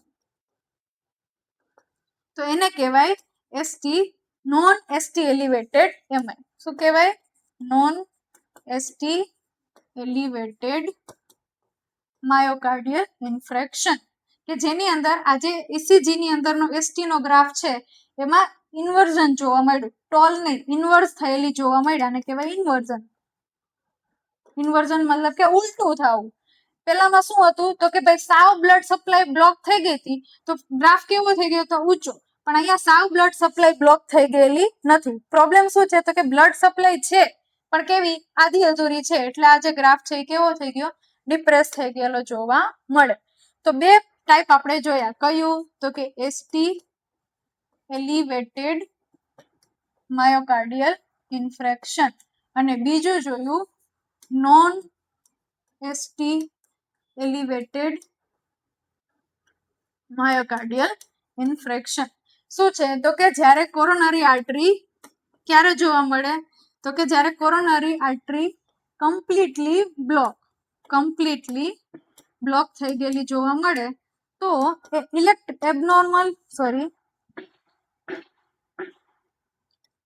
ઇન્જર્ડ ઇલેક્ટ્રિક કરંટ જે છે, ઇન્જર્ડ મતલબ કે ડેમેજ થઈ ગયેલા સેલમાંથી જે ચાર્જ ઉત્પન્ન થયો છે એને ઇન્જર્ડ કરંટ કહેવાય. ઇન્જર્ડ કરંટ શું કરે? પ્રોડ્યુસ કરે, જેથી કરીને ECG ની અંદર આ જે ST સેગમેન્ટ કે જ્યાં તમારો બધા આખા વેન્ટ્રિકલની અંદર એક સમાન ચાર્જ હોવો જોઈતો હતો એની જગ્યાએ ચાર્જ કેવો છે?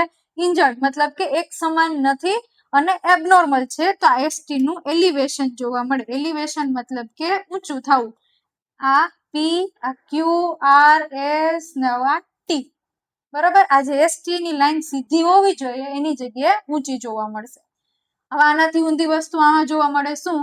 તો કે પાર્શિયલી જ્યારે કોરોનરી આર્ટરી બ્લોક થઈ હોય એટલી પાર્શિયલી બ્લોકેજ જોવા મળે. તો હવે હાર્ટ સુધી ઓક્સિજન પહોંચે તો છે, હાર્ટ ફંક્શન તો કરે છે, બટ કેવું? તો કે પાર્શિયલ ફંક્શન કરે છે. તો એ પાર્શિયલ ફંક્શનના લીધે આ જે એબનોર્મલ કરંટ છે એ ECG ઉપર કેવો શો થશે? તો કે આ જે P, આ Q, R, S પછી આ જે T છે એ કેવો થઈ ગયો? ઇન્વર્સ થઈ ગયેલો જોવા મળશે. શું જોવા મળશે? તો કે ઇન્વર્ઝન જોવા મળશે. ક્યાં? ECG ની અંદર. ક્યાં જોવા મળશે? ECG ની અંદર. આને કહેવાય P, આને કહેવાય Q, આને કહેવાય R અને આ ST સેગમેન્ટ હોય પણ એ કેવું થઈ ગયું છે?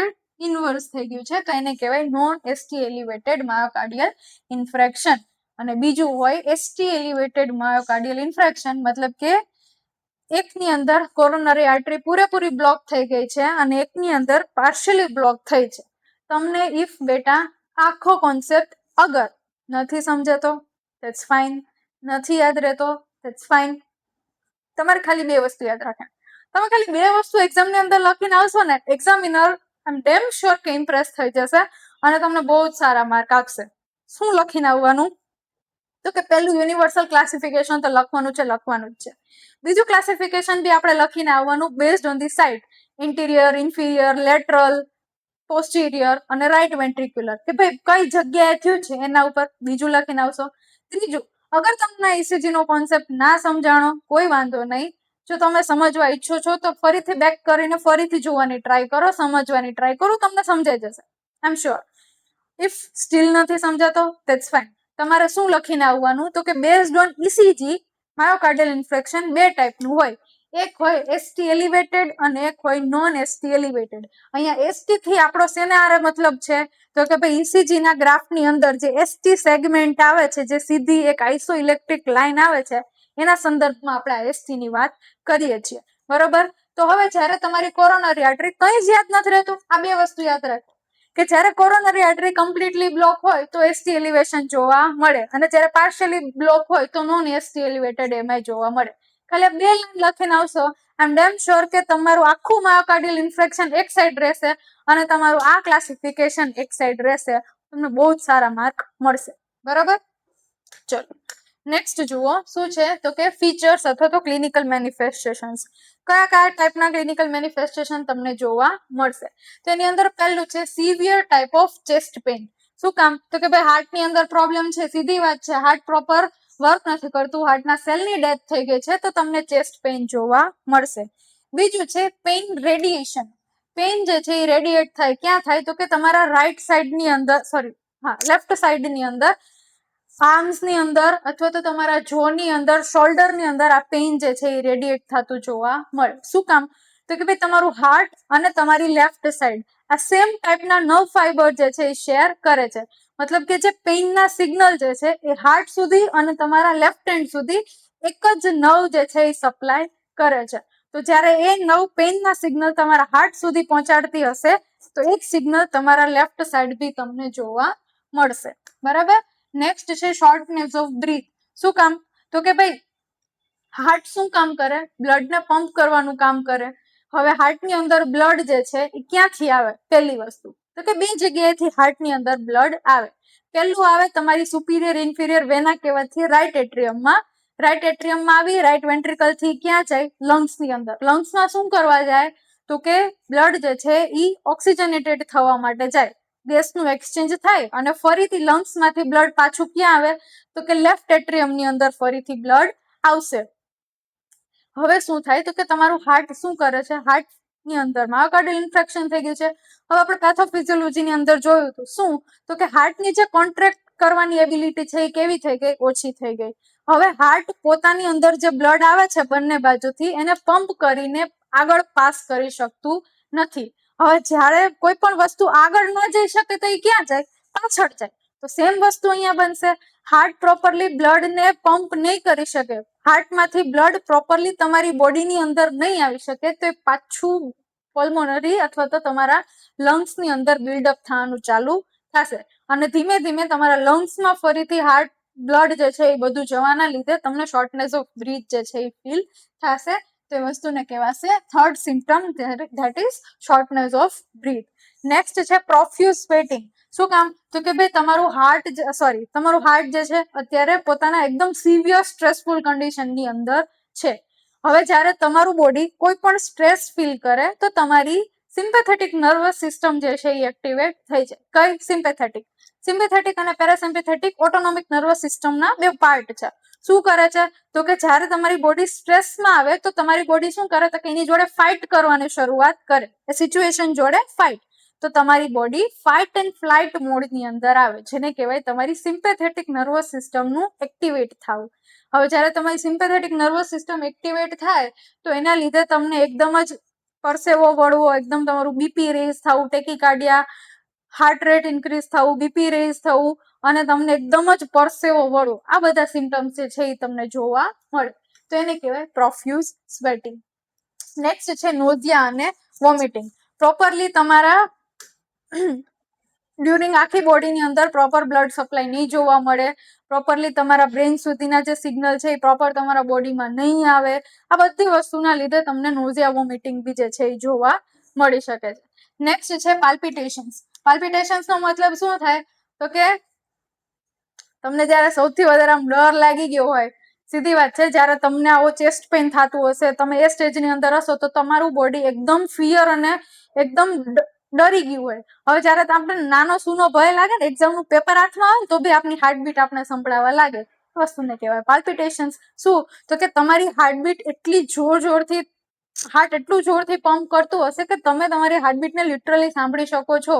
એ વસ્તુને કહેવાય એકદમ જોરથી તમને ધક થાય ને, વસ્તુને કહેવાય પાલ્પિટેશન્સ. અને લાસ્ટમાં છે એન્ઝાઇટી અને ફિયર ઓફ ડેથ. જ્યારે તમને આટલી બધી વસ્તુ થતી હોય તો સ્વાભાવિકપણે કોઈ પણ વ્યક્તિ એટલી બધી એન્ઝાઇટી ને ફિયરમાં આવી જાય કે ભાઈ શાયદ મારી ડેથ થઈ શકે છે. તો આટલા સિમ્પટમ્સ તમને હાર્ટ એટેકની અંદર અથવા તો માયોકાર્ડિયલ ઇન્ફેક્શનની ડ્યુરિંગ જોવા મળી શકે છે. બરોબર, ચલો શું છે નેક્સ્ટ તો કે ડાયગ્નોસ્ટિક ઇવેલ્યુએશન. બહુ જ ઇમ્પોર્ટન્ટ ડાયગ્નોસ્ટિક ઇવેલ્યુએશન છે. ધ્યાનથી સાંભળજો, ધ્યાનથી સમજજો અને પ્રોપર એક્ઝામની અંદર લખીને આવવાનું છે. ચલો એની અંદર ફર્સ્ટ છે હિસ્ટ્રી કલેક્શન. હવે ડાયગ્નોસિસની અંદર આપણે આંખો વીંચીને હિસ્ટ્રી કલેક્શન અને ફિઝિકલ એક્ઝામિનેશન લખીને આવીએ છીએ. બટ ઇન ધેટ કેસ અગર તમે થોડુંક એક્સપ્લેન કરશો તો તમારા પેપરને વધારે એટ્રેક્ટિવ બનાવશે. શું હિસ્ટ્રી કલેક્ટ કરવાની છે તો કે સડન ઓનસેટ છે ચેસ્ટ પેઇનનો, ચેસ્ટ પેઇન કેવું છે એ, ડ્યુરેશન કેટલી થઈ છે કે તમને આ બધા સિમ્પટમ્સ દેખાય છે, પેઇન જે છે એ રેડિએટ થાય છે કે નહીં, એની જોડે સ્વેટિંગ, ડિસ્પનિયા અથવા તો નોઝિયા વોમિટિંગ જોવા મળે છે કે નહીં, અને કયા કયા રિસ્ક ફેક્ટર, મતલબ કે પેશન્ટને બીપી છે, ડાયાબિટીસ છે, અથવા તો પેશન્ટ સ્મોકિંગ કરે છે, અથવા તો પેશન્ટ આલ્કોહોલિક છે, આ બધી હિસ્ટ્રી તમારે પેશન્ટની કલેક્ટ કરવાની છે. એન્ડ આફ્ટર આવે આપણું ફિઝિકલ એક્ઝામિનેશન. ફિઝિકલ એક્ઝામિનેશનની અંદર આપણે શું જોવાનું છે તો કે પેશન્ટનું પલ્સ જોવાના છે, હાર્ટ રેટ જોવાનું છે, શું તો કે પેશન્ટને ટેકીકાર્ડિયા જોવા મળે છે કે બ્રેડીકાર્ડિયા છે એ જોવાનું છે. નેક્સ્ટ આપણે જોવાનું છે પેશન્ટનું બ્લડ પ્રેશર. શું તો કે ભાઈ હાઇપોટેન્શન છે કે હાઇપરટેન્શન છે, એ વસ્તુ આપણે જોવાની રહેશે. ત્રીજું છે સ્કિન, પેલ, કોલ્ડ અને ક્લેમી સ્કિન જે છે યુઝ્યુઅલી જોવા મળે. અને લાસ્ટમાં છે લંગ્સ, બેઝલ ક્રેપિટેશન્સ અથવા ઇફ હાર્ટ ફેલિયર. જો હાર્ટ ફેલિયરની કન્ડિશન છે તો શું થશે, બ્લડ જે છે એ ફરીથી પાછું લંગ્સની અંદર બિલ્ડઅપ થશે, અને લંગ્સની અંદર જ્યારે બ્લડ બિલ્ડઅપ થાય તો શું થાય, અહીંયા બેઝ ઉપર તમને ફટાકડા ફૂટતો એવો પોપિંગ સાઉન્ડ જે છે સંભળાય. કેવો પોપિંગ સાઉન્ડ અથવા તો ક્રેકલ્સ. તો આ ક્રેકલ્સ જે છે એ તમને અસ્કલ્ટેશન જ્યારે કરો તો લંગ્સની અંદર સાંભળવા મળે ઇફ પેશન્ટ જે છે હાર્ટ ફેલિયરની કન્ડિશનમાં પ્રોગ્રેસ કરે છે. બરાબર, તો આ હતું ફિઝિકલ એક્ઝામિનેશન. નેક્સ્ટ છે લેબોરેટરી ટેસ્ટિંગ. લેબોરેટરી ટેસ્ટિંગની અંદર આપણે કયા કયા ટેસ્ટ કરવાના છે એ જુઓ. એક્સક્યુઝ મી, વેટ બેટા, એક જ મિનિટ.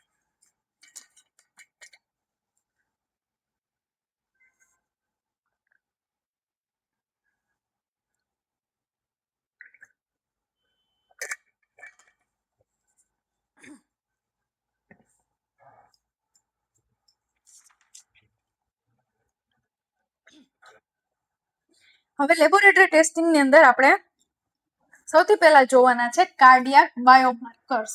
શું છે કાર્ડિયાક બાયોમાર્કર્સ? શું છે આ કાર્ડિયાક બાયોમાર્કર્સ? તો કે એક સ્પેસિફિક ટાઈપના કેમિકલ્સ છે અથવા તો એક સ્પેસિફિક ટાઈપના સબસ્ટન્સ છે કે જે જ્યારે તમારા હાર્ટ સેલ ઇન્જર્ડ થઈ ગયેલા હોય ત્યારે બ્લડની અંદર જોવા મળે. that show up in blood when heart cells are damaged. Heart cells are damaged અથવા તો injured. બરાબર. હવે અમુક સ્પેસિફિક ટાઈપના સબસ્ટન્સ છે, પ્રોટીન્સ છે, એન્ઝાઇમ્સ છે, કેમિકલ્સ છે જે તમારા બ્લડમાં ત્યારે જ જોવા મળે જ્યારે તમારા હાર્ટના સેલની ડેથ થઈ હોય. શું કામ? કારણ કે તમારા હાર્ટના સેલની અંદર આવેલા હોય, તમારા બ્લડમાં હોય નહીં. તો હવે જ્યારે સેલ ડેમેજ થઈ ગયો, સેલ રપ્ચર થઈ ગયો, સેલની ડેથ થઈ ગઈ, તો આ જે સેલની અંદરનું કન્ટેન્ટ હતું એ તમારા બ્લડની અંદર લીક થાય અને આ વસ્તુ તમારા બ્લડમાં જોવા મળે તો એને કહેવાય કાર્ડિયાક બાયોમાર્કર્સ. હવે 3 પ્રકારના કાર્ડિયાક બાયોમાર્કર્સ આપણે જોવાના છે. ફર્સ્ટ છે કાર્ડિયાક ટ્રોપોનિન, બીજું છે ક્રિએટિનાઇન કાઇનેઝ, માયોગ્લોબિન, અને ત્રીજું છે આ માયોગ્લોબિન. સિમ્પલ. બરાબર. શું છે આ ત્રણેય વસ્તુ ઇન્ડિવિજ્યુઅલી સમજો. હવે જે કાર્ડિયાક ટ્રોપોનિન છે ને એ વસ્તુ શું છે? તો કે એક એવી વસ્તુ છે કે જે હાર્ટને કોન્ટ્રાક્ટ થવાની અંદર હેલ્પ કરે. શેની અંદર? હાર્ટને કોન્ટ્રાક્ટ થવાની અંદર હેલ્પ કરે એવું એક પ્રોટીન છે. શું છે? પ્રોટીન. ક્યાં આવેલું હોય? તો કે હાર્ટના સેલની અંદર, ઇનસાઇડ ઓફ સેલ. બરાબર. હવે શું થશે? તો કે જ્યારે સેલની ડેથ થઈ જશે તો જે ટ્રોપોનિન છે એ તમારા બ્લડની અંદર અમુક દિવસો માટે એલિવેટેડ રહેશે. શું કામ? કારણ કે એનું બેઝિક ફંક્શન શું છે? કે હાર્ટનું કોન્ટ્રાક્શન કરવાનું. હવે શું થશે? તો કે સેલની ડેથ થઈ ગઈ છે, હાર્ટ પ્રોપર કોન્ટ્રાક્ટ થઈ શકતું નથી. સેલની ડેથ થવાના લીધે આજે ટ્રોપોનિન તમારા બ્લડની અંદર જે છે શોપ થશે. મતલબ બ્લડની અંદર આનું અમાઉન્ટ કેવું થઈ જશે? વધી જશે. તો એનાથી તમે એવું ડાયગ્નોઝ કરી શકો છો કે જે તે પર્સનને માયોકાર્ડિયલ ઇન્જરી છે અને આ જે છે એ સેવરલ ડેઝ માટે તમારા બ્લડની અંદર એલિવેટેડ જોવા મળે છે. બીજું છે CKMB, મતલબ કે ક્રિએટિનાઇન કાઇનેઝ. ક્રિએટિનાઇન કાઇનેઝ. હવે ક્રિએટિનાઇન કાઇનેઝ શું છે? તો કે એક એવું એન્ઝાઇમ છે કે જે હાર્ટને એનર્જી પ્રોડક્શનની અંદર હેલ્પ કરે છે. શેની અંદર? એનર્જી પ્રોડક્શનની અંદર. બરાબર. હવે સેમ વસ્તુ કે જ્યારે હાર્ટના સેલની ડેથ થઈ ગઈ હશે, હાર્ટના સેલ જે છે રપ્ચર થઈ ગયા, ડેમેજ થઈ ગયા, નેક્રોસિસ થયું, ડેથ થઈ, આ બધા કેસની અંદર આ ક્રિએટિનાઇન કાઇનેઝનું બ્લડની અંદર લેવલ કેવું થઈ જશે? એલિવેટેડ થઈ જશે, જેથી કરીને તમે જ્યારે કોઈ પણ પર્સનને માયોકાર્ડિયલ ઇન્ફેક્શન જોવા મળેલું છે તો વિધિન 4 to 6 અવર આ ક્રિએટિનાઇન કાઇનેઝ જે છે એ તમને બ્લડમાં એલિવેટેડ જોવા મળશે. Useful for detecting reinfection. મતલબ કે અગર આ ફરીથી વધે છે તો એનો મતલબ એવો છે કે પેશન્ટને જે ફરીથી અટેક આવે છે અથવા તો ફરીથી અટેકના ચાન્સીસ છે. ત્રીજું છે માયોગ્લોબિન. આ માયોગ્લોબિન જે છે એ શું કરે? તો કે હાર્ટની અંદર O2 સ્ટોર કરે. શું કરે? ઓક્સિજનને સ્ટોર કરે. હવે જ્યારે હાર્ટના સેલની ડેથ થઈ ગઈ હશે તો આ જે માયોગ્લોબિન છે એ કેવું હશે? તો કે ઇન્ક્રીઝ માયોગ્લોબિન ઇન બ્લડ જે છે એ જોવા મળશે. Earliest marker but less specific. Myoglobin increase થવાના બીજા અનધર રીઝન્સ બી હોઈ શકે છે, બટ ઇન ધીસ કેસ અગર આ એલિવેટેડ છે તો આપણે એવું ગેસ કરી શકીએ છીએ, એવું સસ્પિશન કરી શકીએ છીએ કે પેશન્ટને જે છે એ માયોકાર્ડિયલ ઇન્ફેક્શન છે. સો બેઝિકલી આ 3 ટાઈપના બાયોમાર્કર્સ જે છે, કાર્ડિયાક બાયોમાર્કર્સ, લેબોરેટરી ટેસ્ટિંગની અંદર ચેક કરવામાં આવે. પહેલું છે ટ્રોપોનિન, બીજું છે ક્રિએટિનાઇન કાઇનેસ અને ત્રીજું છે માયોગ્લોબિન. આ 3 શું કરશે તો કે આ જે છે સ્પેસિફિકલી એક એવું પ્રોટીન છે કે જે તમારા હાર્ટના સેલની અંદર હોય અને હાર્ટને કોન્ટ્રાક્ટ થવાની અંદર મદદ કરે છે. જ્યારે હાર્ટનો સેલ ડેમેજ થઈ ગયા હશે તો ટ્રોપોનિનનું લેવલ બ્લડમાં વધી જશે, જેનાથી એવું તમે માર્ક કરી શકો છો કે પેશન્ટને માયોકાર્ડિયલ ઇન્જરી હોઈ શકે. આ જે છે તમારા બ્લડની અંદર સેવરલ ડેઝ માટે એલિવેટેડ જોવા મળશે. બીજું છે ક્રિએટિનાઇન કાઇનેસ કે જે વિધિન 4 to 6 અવર્સ રેઝ થયેલું જોવા મળશે. આ શું કરશે તો કે હાર્ટની એનર્જી પ્રોડક્શનમાં હેલ્પ કરશે અને આ જે છે હાર્ટની અંદર ઓક્સિજન સ્ટોર કરવામાં હેલ્પ કરશે. હવે કોઈ પણ કારણોસર જ્યારે હાર્ટના સેલની ડેથ થઈ છે તો 3 વસ્તુ બ્લડની અંદર કેવી જોવા મળશે, એલિવેટેડ જોવા મળશે. તો ધેટ મીન્સ કે પેશન્ટને માયોકાર્ડિયલ ઇન્ફેક્શન ડાયગ્નોઝ થાય છે. બરોબર, ચલો એના સિવાયના છે ધેટ ઇઝ ફર્સ્ટ છે સીબીસી. હવે પેશન્ટને એનિમિયા છે કે નહીં એ વસ્તુને ડાયગ્નોઝ કરવા માટે આપણે શું કરીએ તો કે સીબીસી. શું રૂલ આઉટ કરવા માટે તો કે એનિમિયા. બીજું છે લિપિડ પ્રોફાઇલ. શું કામ તો કે ભાઈ રિસ્ક ફેક્ટર શું હતું, હાઇપરલિપિડેમિયા જે છે, લિપિડેમિયા શું હતું આપણું રિસ્ક ફેક્ટર. તો હાઇપરલિપિડેમિયાને ડાયગ્નોઝ કરવા માટે આપણે પેશન્ટની લિપિડ પ્રોફાઇલ, મતલબ કે કોલેસ્ટેરોલનું લેવલ કેટલું છે, એલડીએલ કેટલું છે, એચડીએલ કેટલું છે, આ બધી વસ્તુને આપણે મેજર કરવાની છે. બીજું છે બ્લડ ગ્લુકોઝ અને HbA1c. આ જે HbA1c છે એ બી બ્લડ ગ્લુકોઝનું જ એક ડાયગ્નોસ્ટિક ફેક્ટર છે કે જેનાથી તમને પેશન્ટને ડાયાબિટીસ મલાઇટસ છે કે નહીં એ વસ્તુ ડાયગ્નોઝ થઈ શકે. રિનલ ફંક્શન ટેસ્ટ શું કામ કરવામાં આવે તો કે ભાઈ કિડની કેટલી સારી રીતે ફંક્શન કરે છે એ બી આપણે જોવું પડે, કારણ કે જેટલી બી મેડિકેશન હવે તમે પેશન્ટને પ્રિસ્ક્રાઇબ કરશો એ બધીનું એક્સક્રીશન અને એલિમિનેશન જે છે એ કિડનીના થ્રુ થાય. તો એ ટાઈમે અગર કિડની પ્રોપર ફંક્શન નહીં કરતી હોય તો જે તે ડ્રગની ટોક્સિસિટી બોડીમાં ક્રિએટ થઈ શકે છે. એટલા માટે રિનલ ફંક્શન ટેસ્ટ બી કરવામાં આવે. ECG બી કરવામાં આવે જેથી કરીને એસટી એલિવેશન અથવા તો ડિપ્રેશન જે છે એ પ્રોપરલી તમને ઇન્ડિકેટ કરી શકે કે પેશન્ટને માયોકાર્ડિયલ ઇન્ફેક્શન છે કે નહીં. કોરોનરી એન્જિયોગ્રાફી કરવામાં આવે જેથી કરીને તમે કોરોનરી આર્ટરીને વિઝ્યુઅલાઇઝ કરી શકો અને એની અંદર કોઈ પ્રોબ્લેમ છે તે વસ્તુને તમે ડાયગ્નોઝ કરી શકો. અને લાસ્ટમાં ચેસ્ટ એક્સરે. શું કામ તો કે ભાઈ અગર લંગ્સની અંદર બ્લડનું બેકઅપ થયું છે તો લંગ્સની અંદર શું જોવા મળશે, ઇડીમા. તો ઇડીમાને ડાયગ્નોઝ કરવા માટે તમે ચેસ્ટ એક્સરે જે છે એનો યુઝ કરી શકો છો. સો બેઝિક આટલા ડાયગ્નોસ્ટિક ટેસ્ટ જે છે એ માયોકાર્ડિયલ ઇન્ફેક્શનને ડિટેક્ટ કરવાની અંદર, ડાયગ્નોઝ કરવાની અંદર હેલ્પફુલ થાય છે. ઓકે, નેક્સ્ટ છે મેડિકલ મેનેજમેન્ટ. હવે ઇમિડિયેટલી તમારે શું મેનેજમેન્ટ કરવાનું છે? પહેલું તો કે જે તે પેશન્ટ છે એને તમે CCUમાં અથવા તો ICUની અંદર એડમિટ કરો. બીજું કે પેશન્ટનો એરવે અને ઓક્સિજનેશન મેન્ટેન કરો, કારણ કે મેઇન પ્રોબ્લેમ જ આપણો ઓક્સિજન સાથે છે. કન્ટિન્યુઅસલી ECG મોનિટરિંગ પેશન્ટનું આપણે કરવાનું છે. ઇસ્ટાબ્લિશ IV એક્સેસ. બરાબર, પેશન્ટની પોતાની ફ્લુઇડ રિપ્લેસમેન્ટની અથવા તો ફ્લુઇડ થેરાપી આપવા માટે આપણે પેશન્ટને IV એક્સેસ જે છે એ કરવાનું છે. બેડ રેસ્ટ કરવાનું છે જેથી કરીને કોઈ પણ એક્ટિવિટી ના કરે તો એને રેસ્ટ મળી રહે, બોડીની જે ઓક્સિજનની ડિમાન્ડ છે એ ઓછી થાય અને પેશન્ટ જે છે એ રિકવરી ફેઝની અંદર આવી શકે. પેશન્ટના વાઇટલ સાઇન્સ મોનિટર કરવાના છે અને જેટલી બી કોમ્પ્લિકેશન્સ થઈ શકે એમ હોય, રિસ્ક ફેક્ટર હોય, સસ્પિશિયસ હોય, એને આપણે ફટાફટથી ટ્રીટ અને ડાયગ્નોઝ કરવાની છે. આ હોય બેઝિક અને જનરલ મેનેજમેન્ટ. નેક્સ્ટ જો ફાર્મેકોલોજીકલ મેનેજમેન્ટ. કઈ કઈ મેડિકેશન આપણે પેશન્ટને આપવાની છે તો એની અંદર ફર્સ્ટ છે એસ્પિરિન. એસ્પિરિન શું છે તો કે એક એન્ટી પ્લેટલેટ મેડિકેશન છે. શું છે? Anti platelet medication. શું કરશે તો કે inhibit platelet aggregation and prevents clot enlargement. Myocardial ઇન્ફેક્શનની અંદર પ્રોબ્લેમ શું હતો તો કે ક્લોટ ફોર્મેશન જે છે થયું હતું. તે ક્લોટ શું કામ બને તો કે ભાઈ પ્લેટલેટ્સ જ્યારે એની પાસે એગ્રીગેટ થયા છે તો પ્લેટલેટ્સ એકબીજાને સ્ટિક કરી અને આ જે ક્લોટ બનાવેલું હતું. તો જ્યારે તમે એન્ટી પ્લેટલેટ મેડિકેશન આપો તો શું કરે તો કે ભાઈ પ્લેટલેટને એકબીજા જોડે એગ્રીગેટ થવા દે નહીં, અને પ્લેટલેટ એગ્રીગેટ નહીં થાય તો ક્લોટ જે છે એનું એનલાર્જમેન્ટ બી નહીં થાય અને ક્લોટ જે છે એને બનતા પ્રિવેન્ટ કરી શકાય છે. બીજું છે એન્ટીકોગ્યુલન્ટ મેડિકેશન. હવે એન્ટીકોગ્યુલન્ટ મેડિકેશન શું કરશે તો કે એ જે ફર્ધર થ્રોમ્બસ ફોર્મેશન છે એને રોકશે.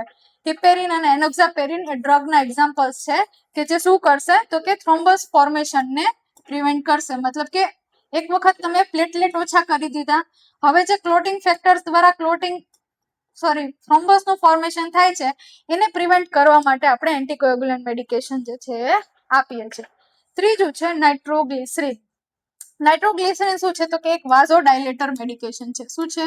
વાઝોડાયલેટર મેડિકેશન. વાઝોડાયલેટર મેડિકેશન કોને કહેવાય તો કે ભાઈ જે આર્ટરી નેરો થઈ ગઈ છે એને ડાયલેટ કરવાનું કામ કરશે. ઇફ આર્ટરી જે છે એની અંદરની સ્પેસ વધી જશે તો વધારે અમાઉન્ટ ઓફ બ્લડ જે છે એ હાર્ટને મળી રહેશે અને હાર્ટ જે છે એ ફરીથી રિવાઇવ થઈ શકે. હાર્ટની જે ઓક્સિજન ડિમાન્ડ જે છે એ ફરીથી પૂરી થઈ શકે. નેક્સ્ટ છે મોર્ફિન. હવે નેચરલી આપણી બોડીની અંદર છે ને જ્યારે તમે કોઈ પણ ફિયર, એન્ઝાઇટી અથવા તો પેઇનફુલ સિચ્યુએશનની અંદર હોય ને તો પેઇન રિલીવ કરવા માટે એક નેચરલ હોર્મોન્સ રિલીઝ થાય. કયા? પેઇન રિલીવ કરવા માટે આપણું બોડી એક નેચરલ હોર્મોન રિલીઝ કરે જેને કહેવાય એન્ડોર્ફિન્સ. શું કહેવાય? એન્ડોર્ફિન્સ. આ એન્ડોર્ફિન જ્યારે રિલીઝ થાય તો તમારા બોડીનું પેઇન ઓછું થાય. બટ માયોકાર્ડિયલ ઇન્ફેક્શનનું પેઇન એટલું બધું વધારે હોય, એની જોડે એટલા બધા સિમ્ટમ્સ આવતા હોય કે એક અકેલું એન્ડોર્ફિન જે છે એ ઇનફ નથી. તો આ જે મોર્ફિન જે છે એ શું છે તો કે એક સ્ટ્રોંગર વર્ઝન ઓફ એન્ડોર્ફિન છે. શું છે? એક સ્ટ્રોંગર વર્ઝન ઓફ એન્ડોર્ફિન્સ. આ જે એન્ડોર્ફિન્સ છે એનું વધારે સ્ટ્રોંગર વર્ઝન છે કે જ્યારે મોર્ફિન પેશન્ટને આપવામાં આવે તો એ જે સિવિયર પેઇન અને એન્ઝાઇટી છે એ પેશન્ટને રિલીવ કરી શકે. બરાબર? તો આટલી મેડિકેશન પ્રાઇમરીલી નેક્સ્ટ આપણે હજી આગળ જોવાની છે, બટ પહેલા આટલી સમજો. પહેલી છે એસ્પિરિન. પ્લેટલેટ સેગ્રીગેશનને રોકે છે જેથી કરીને ક્લોટ જે છે વધારે પડતી એનલાર્જ થઈ શકે નહીં. બીજું છે એન્ટીકોગ્યુલન્ટ કે જે શું કરશે તો કે ફર્ધર આગળ જે થ્રોમ્બસ ફોર્મેશન થાય છે એને પ્રિવેન્ટ કરી શકશે. નાઇટ્રોગ્લિસરીન શું કરશે તો કે એક વાઝોડાયલેટર મેડિકેશન છે કે જે તમારી બ્લડ વેસલ્સને ડાયલેટ કરશે જેથી કરીને ઓક્સિજન ડિમાન્ડ જે છે એ પ્રોપરલી કમ્પ્લીટ થઈ શકે. અને મોર્ફિન શું છે તો કે એક સ્પેશિયલ ટાઈપનું એક સિવિયર સ્ટ્રોંગ એન્ડોર્ફિન છે. એન્ડોર્ફિન શું હોય તો કે ભાઈ જ્યારે તમારું બોડી પેઇનમાં હોય ને તો પેઇન રિલીવ કરવા માટે એક હોર્મોન રિલીઝ થાય છે એને કહેવાય એન્ડોર્ફિન્સ કે જે તમારું પેઇન ઇઝ કરે. બટ મોર્ફિન એક સ્ટ્રોંગર વર્ઝન ઓફ એન્ડોર્ફિન છે કે જે તમારું ચેસ્ટ પેઇન અથવા તો માયોકાર્ડિયલ ઇન્ફેક્શનનું જે પેઇન છે એને રિલીવ કરી શકે. તો આ આટલી બેઝિક મેડિકેશન. હવે એનાથી આગળ આપણે જોઈએ તો બીજી શું કરવામાં આવે તો કે બીટા બ્લોકર્સ આપવામાં આવે. શું ભાઈ યુઝ છે બીટા બ્લોકર્સનો? એટેનોલોલ, પ્રોપેનોલોલ જેટલી બી લોલ મેડિકેશન હોય બધી બીટા બ્લોકર કેટેગરીની અંદર, ક્લાસિફિકેશનની અંદર આવે. આ બીટા બ્લોકર્સ શું કરશે તો પહેલા સમજો. આજે તમારી બ્લડ વેસલ્સ છે, આ બ્લડ વેસલ્સની જે વોલ છે ને એની ઉપર આવેલા હોય બીટા રિસેપ્ટર્સ. શું આવેલું હોય? Beta receptors.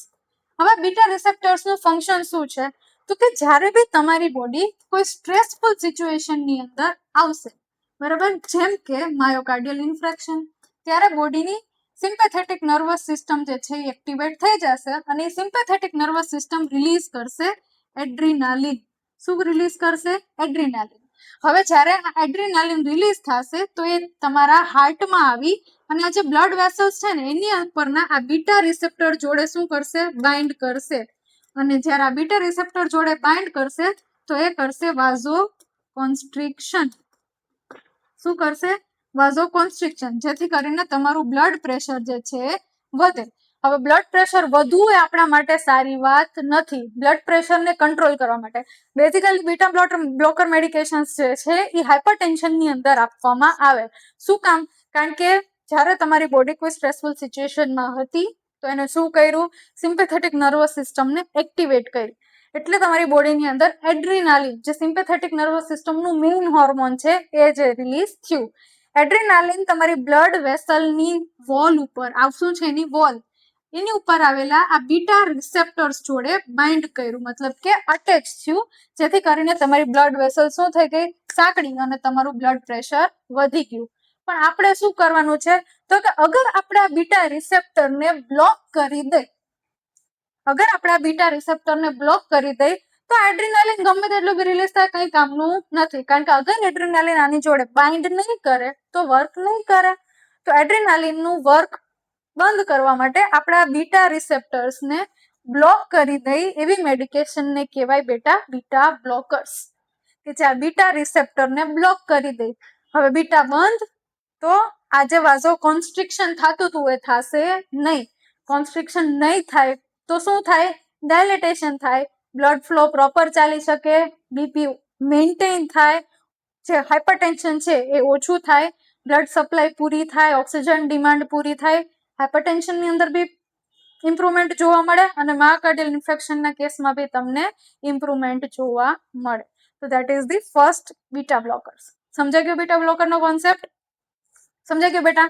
કન્ફ્યુઝ નહીં થવાનું, ગોખવાનું તો બિલકુલ નહીં, શાંતિથી યાદ રાખવાનું. તમારે તો ખાલી બીટા બ્લોકર જ યાદ રાખવાની છે. સમજાવું છું તમને એટલા માટે કે ભાઈ બીટા બ્લોકર તમારા હાર્ટની અંદર કેવી રીતે કામ કરશે, શું કામ આપણે બીટા બ્લોકર આપીએ છીએ, વસ્તુ તમારો કોન્સેપ્ટ જે છે એ ક્લિયર હોવો જોઈએ. બરોબર? તો ધેટ્સ વાય આપણે બીટા બ્લોકરનું એડમિનિસ્ટ્રેશન કરવામાં આવે. નેક્સ્ટ છે એસી ઇન્હિબિટર્સ. બરાબર? એસી ઇન્હિબિટર્સ કોને કહેવાય? તો કે angiotensin converting enzyme inhibitor. Angiotensin converting enzyme inhibitor. શું કામ ભાઈ આપણે એસી ઇન્હિબિટર આપવાની છે એ સમજો. હવે એ સમજવા માટે તમારે સૌથી પહેલા એક વસ્તુ સમજવી પડે, ધેટ ઇઝ રાસ. જો તમને રાસ સિસ્ટમનો થોડો ઘણો બી આઈડિયા હોય તો શું છે? તો કે રેનિન એન્જિયોટેન્સિન આલ્ડોસ્ટેરોન સિસ્ટમ. આ રેનિન એન્જિયોટેન્સિન આલ્ડોસ્ટેરોન સિસ્ટમ એટલે રાસ સિસ્ટમ. બરાબર? આ રાસ શું છે? તો કે તમારા બોડીમાં એક ઇમરજન્સી અલાર્મ છે. શું છે? એક ઇમરજન્સી અલાર્મ. આ ઇમરજન્સી અલાર્મ ક્યારે એક્ટિવેટ થાય? તો કે 3 કન્ડિશનની અંદર તમારી બોડી જે છે આ રાસને એક્ટિવેટ કરે. કઈ 3 કન્ડિશન? તો કે પહેલું, જ્યારે તમારું બ્લડ પ્રેશર લો હોય. બીજું, જ્યારે તમારા બોડીમાં હાઇપોનાટ્રેમિયા હોય, મતલબ કે સોડિયમનું લેવલ લો હોય. અથવા તો ત્રીજું, કે જ્યારે તમારી બોડી કોઈ પણ સ્ટ્રેસફુલ સિચ્યુએશનની અંદર હોય. આ 3 કેસમાં તમારા બોડીમાં આ જે રાસ છે એ એક્ટિવેટ થાય. હવે અહીંયા આપણું બીપી ઓછું નથી, સોડિયમ ઓછું નથી. પ્રોબ્લેમ શું છે? Stressful situation. કઈ સિચ્યુએશન? તો કે હાર્ટને ભાઈ અટેક આવે છે, માયોકાર્ડિયલ ઇન્ફેક્શન થાય છે. તો બોડી શું કરશે? તો કે આ રાસ સિસ્ટમને એક્ટિવેટ કરી નાખશે. હવે રાસ શું કરશે? તો કે તમારી કિડનીમાંથી એક હોર્મોન રિલીઝ થાય, એને કહેવાય રેનિન. આ રેનિન શું કરશે? તો કે તમારા બ્લડની અંદર આવેલું હશે એન્જિયોટેન્સિનોજન. શું? એન્જિયોટેન્સિનોજન. આ એન્જિયોટેન્સિનોજન જોડે આ રેનિન જઈ અને આને બ્રેકડાઉન કરશે. શું કરી દેશે? બ્રેકડાઉન. એ બ્રેકડાઉન કરશે એટલે એક પ્રોડક્ટ બનશે જેને કહેવાય એન્જિયોટેન્સિન 1. હવે આ જે એન્જિયોટેન્સિન 1 છે એ શું કરશે? તો કે ભાઈ આ તમારી બોડીમાંથી ટ્રાવેલ કરી અને જશે તમારા લંગ્સની અંદર. લંગ્સની અંદર એક એન્ઝાઇમ આવેલું હશે જેને કહેવાય ACE, એન્જિયોટેન્સિન converting enzyme. એન્જિયોટેન્સિન converting enzyme ક્યાં ગયું? તો કે ભાઈ તમારી કિડનીએ રેનિન રિલીઝ કર્યું. આ રેનિન તમારા બ્લડમાં જઈ અને એક ફ્રેન્ડ ગોતી લીધું. કોણ? તો કે એન્જિયોટેન્સિનોજન. પણ એને શું કર્યું? એન્જિયોટેન્સિનોજનને બ્રેકડાઉન કરી અને એક પ્રોડક્ટ બનાવી એન્જિયોટેન્સિનોજન 1. હવે જે એન્જિયોટેન્સિનોજન 1 છે ને એ કઈ જ કામનું નથી. ઈ ટ્રાવેલ કરીને તમારા લંગ્સમાં ગયું. હવે લંગ્સમાં એક એન્ઝાઇમ આવેલું છે જેને કહેવાય એસીઈ. જે આપણી મેડિકેશન છે ને એસીઈ ઇન્હિબિટર્સ. તો એસીઈ શું છે એ સમજાવું છું. બરાબર? એસીઈ એટલે શું? તો કે એન્જિયોટેન્સિન કન્વર્ટિંગ એન્ઝાઇમ. આ એન્ઝાઇમ શું કરશે? તો કે આ જે એન્જિયોટેન્સિન 1 છે ને એને એન્જિયોટેન્સિન 2 ની અંદર કન્વર્ટ કરી દેશે. પણ હવે જ્યારે આ ફાઇનલ પ્રોડક્ટ એન્જિયોટેન્સિન 2 બને, આપણા માટે બહુ જ ખરાબ. આ 3 ખરાબ વસ્તુ કરશે. શું? તો કે આ જે એન્જિયોટેન્સિન 1 છે ને તે સૌથી પહેલા તમારી બ્લડ વેસલ્સને કોન્સ્ટ્રિક્ટ કરશે. બ્લડ વેસલ કોન્સ્ટ્રિક્ટ થાય એટલે શું થાય? બીપી વધે. બીજું કરશે, ફરીથી જ્યાંથી કહાની ચાલુ થઈ હતી ત્યાં, ક્યાં? કિડનીમાં. આ એન્જિયોટેન્સિન 2 કિડનીમાં જશે અને કિડનીમાંથી એડ્રેનાલિન ગ્લેન્ડમાંથી આલ્ડોસ્ટેરોન જે છે એ રિલીઝ કરશે. શું? તો કે આલ્ડોસ્ટેરોન. આ આલ્ડોસ્ટેરોન આપણા બોડીની અંદર શું કરે? તો કે સોડિયમ અને વોટરને રીએબ્ઝોર્બ કરે અને સોડિયમ અને વોટરને રિઝર્વ કરે, કન્ઝર્વ કરે, રીએબ્ઝોર્બ કરે, જે પણ તમે કહેતા હોય, બરાબર. હવે એક વસ્તુ સમજો, તમારે બોડીની અંદર જ્યાં સોડિયમ જ્યાં વોટર ત્યાં સોડિયમ, જ્યાં સોડિયમ ત્યાં વોટર, બરાબર. આલ્ડોસ્ટેરોન નું કામ શું છે? તો કે સોડિયમને અને વોટરને રીએબ્ઝોર્બ કરવાનું. જેવું સોડિયમ રીએબ્ઝોર્બ થશે એટલે વોટર પણ રીએબ્ઝોર્બ થશે. હવે નોર્મલી આટલું બ્લડ છે, બરાબર. તો અગર તમે વધારે પડતું સોડિયમ સેવ કરશો એટલે વધારે પડતું વોટર સેવ થશે, તો બ્લડનું વોલ્યુમ કેટલું થઈ જશે? વધી જશે. અને બ્લડનું વોલ્યુમ વધી જાય તો આર્ટરીઝની અંદરથી બ્લડ ફ્લો પહોંચવાની અંદર રેઝિસ્ટન્સ આવે અને ફરીથી શું થાય? તો કે બીપી વધે, બરાબર. આ બે વસ્તુ થઈ. હવે આ બે વસ્તુને આપણે કરવાની નથી, કારણ કે આ બીપી વધ્યું એ આપણો પ્રોબ્લેમ છે.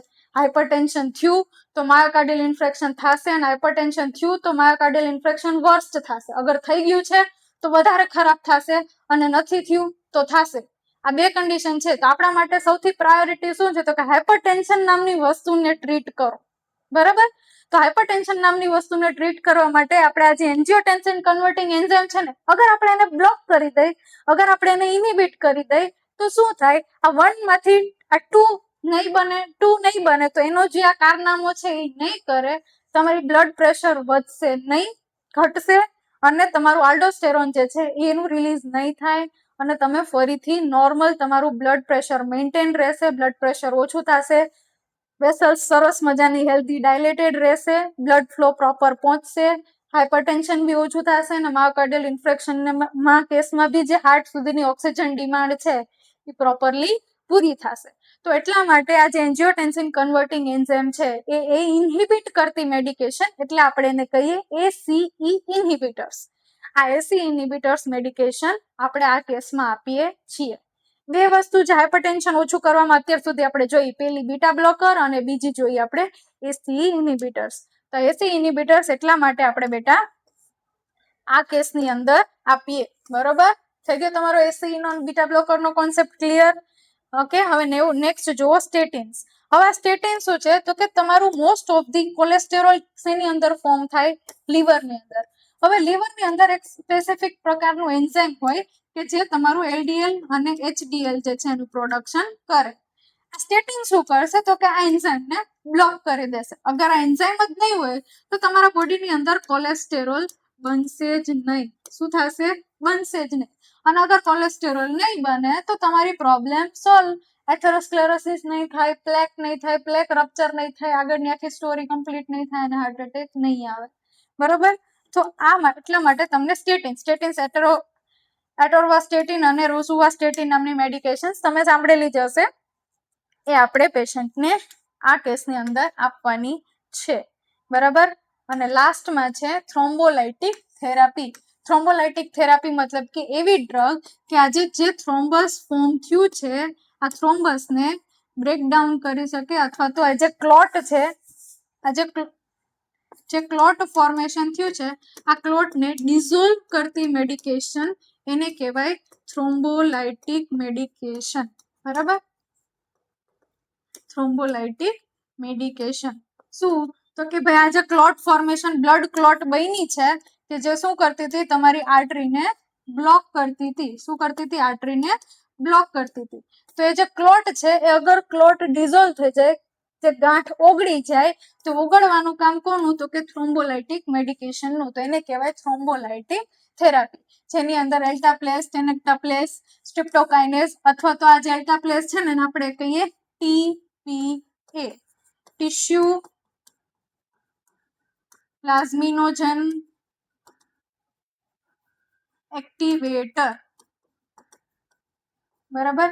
જે શું કરશે? તો કે તમારા બોડીની અંદર આવેલું પ્લાઝ્મિનોજન છે એ પ્લાઝમિન બનશે, અને એ શું કરશે? તો કે જે ફાઇબ્રિન ક્લોટનું ફોર્મેશન થાય છે એ ક્લોટને આ ફાઇબ્રિનને જ બનવા નહીં દે, જેથી કરીને ક્લોટ ડિઝોલ્વ થઈ જાય. તો એને કહેવાય થ્રોમ્બોલાઇટિક થેરાપી. કંઈ નથી યાદ રહેતું, કંઈ વાંધો નહીં, તમને જેટલું સમજાય છે એટલું યાદ રાખવાની ટ્રાય કરો. આઈ નો કે આ ટોપિક બહુ જ લોંગ છે, અન્ડરસ્ટેન્ડ કરવાની અંદર બહુ હાર્ડ બી છે, થોડો એટલો બધો બી ઇઝી નથી, but I M trying my best કે તમને આ વસ્તુ સમજાઈ જાય. તમે આ વિડીયો 1 કે 2 વખત જુઓ તો તમારો માયોકાર્ડિયલ ઇન્ફેક્શનનો કોન્સેપ્ટ એટલો બધો સારી રીતે ક્લિયર થઈ જાય કે તમે જે છે એક્ઝામની અંદર ફૂલ માર્ક્સ છે આ ટોપિકની અંદર કવર કરી શકો. બરાબર? ઓકે. અગર તમને આખી સ્ટોરી નથી યાદ રહેતી, કંઈ વાંધો નહીં. એટલું યાદ રાખો કે થ્રોમ્બોલાઇટિક થેરાપી ક્યારે આપવામાં આવે તો કે જે ક્લોટનું ફોર્મેશન થયું છે, ક્લોટને ડિઝોલ્વ કરવા માટે આપણે થ્રોમ્બોલાઇટિક મેડિકેશન આપીએ છીએ. બરોબર? ચલો, લાસ્ટમાં આવે છે સર્જિકલ મેનેજમેન્ટ. 2 પ્રકારની સર્જરી આપણે આ કેસની અંદર કરવામાં આવે છે. પહેલી છે પરક્યુટેનિયસ કોરોનરી ઇન્ટરવેન્શન અથવા તો એન્જિયોપ્લાસ્ટી. આની અંદર શું કરવામાં આવે તો કે બલૂન એન્જિયોપ્લાસ્ટી કરવામાં આવે with stent placement restores coronary blood flow. હવે ફોર એક્ઝામ્પલ કેવું છે તો કે ભાઈ તમારી આર્ટરીની અંદર આ શું હતો તો કે પ્લેક ફોર્મેશન થઈ ગયું હતું, જેથી કરીને બ્લડ ફ્લો બ્લોક થતો હતો. તો આર્ટરીની અંદર એક બલૂન સ્ટેન્ટ બેસાડવામાં આવે, મતલબ કે એક સ્ટેન્ટ એની અંદર પાસ કરવામાં આવે, જે ત્યાં જઈને શું થઈ જાય, એકદમ બ્લો થઈ જાય, ફૂલ થઈ જાય, જેથી કરીને તમારી આર્ટરીઝ જે છે એકદમ સરસ વાઇડ ઓપન થઈ જાય અને બ્લડ ફ્લો જે છે એ ફરીથી રિસ્ટોર કરી શકો. તો એને કહેવાય બલૂન એન્જિયોપ્લાસ્ટી બી કહી શકો યા ફિર પરક્યુટેનિયસ કોરોનરી ઇન્ટરવેન્શન બી કહી શકો.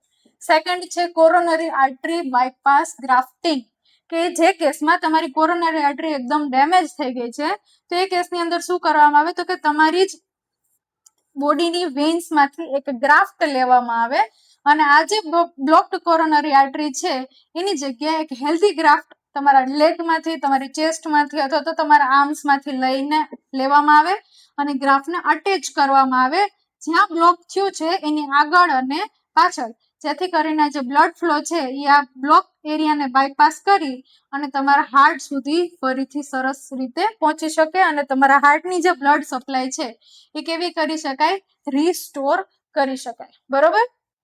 તો આ 2 પ્રકારની સર્જરી માયોકાર્ડિયલ ઇન્ફેક્શનની અંદર કરવામાં આવે છે. ચલો, એના સિવાય લાસ્ટમાં આવે છે નર્સિંગ ઇન્ટરવેન્શન્સ. શું કરશું તો કે પ્રિસ્ક્રાઇબ મેડિકેશન છે આપણે પ્રોપરલી પેશન્ટને આપવાની છે, એનું ECG મોનિટરિંગ કરવાનું છે, એની હાર્ટ રેટ મોનિટર કરવાની છે.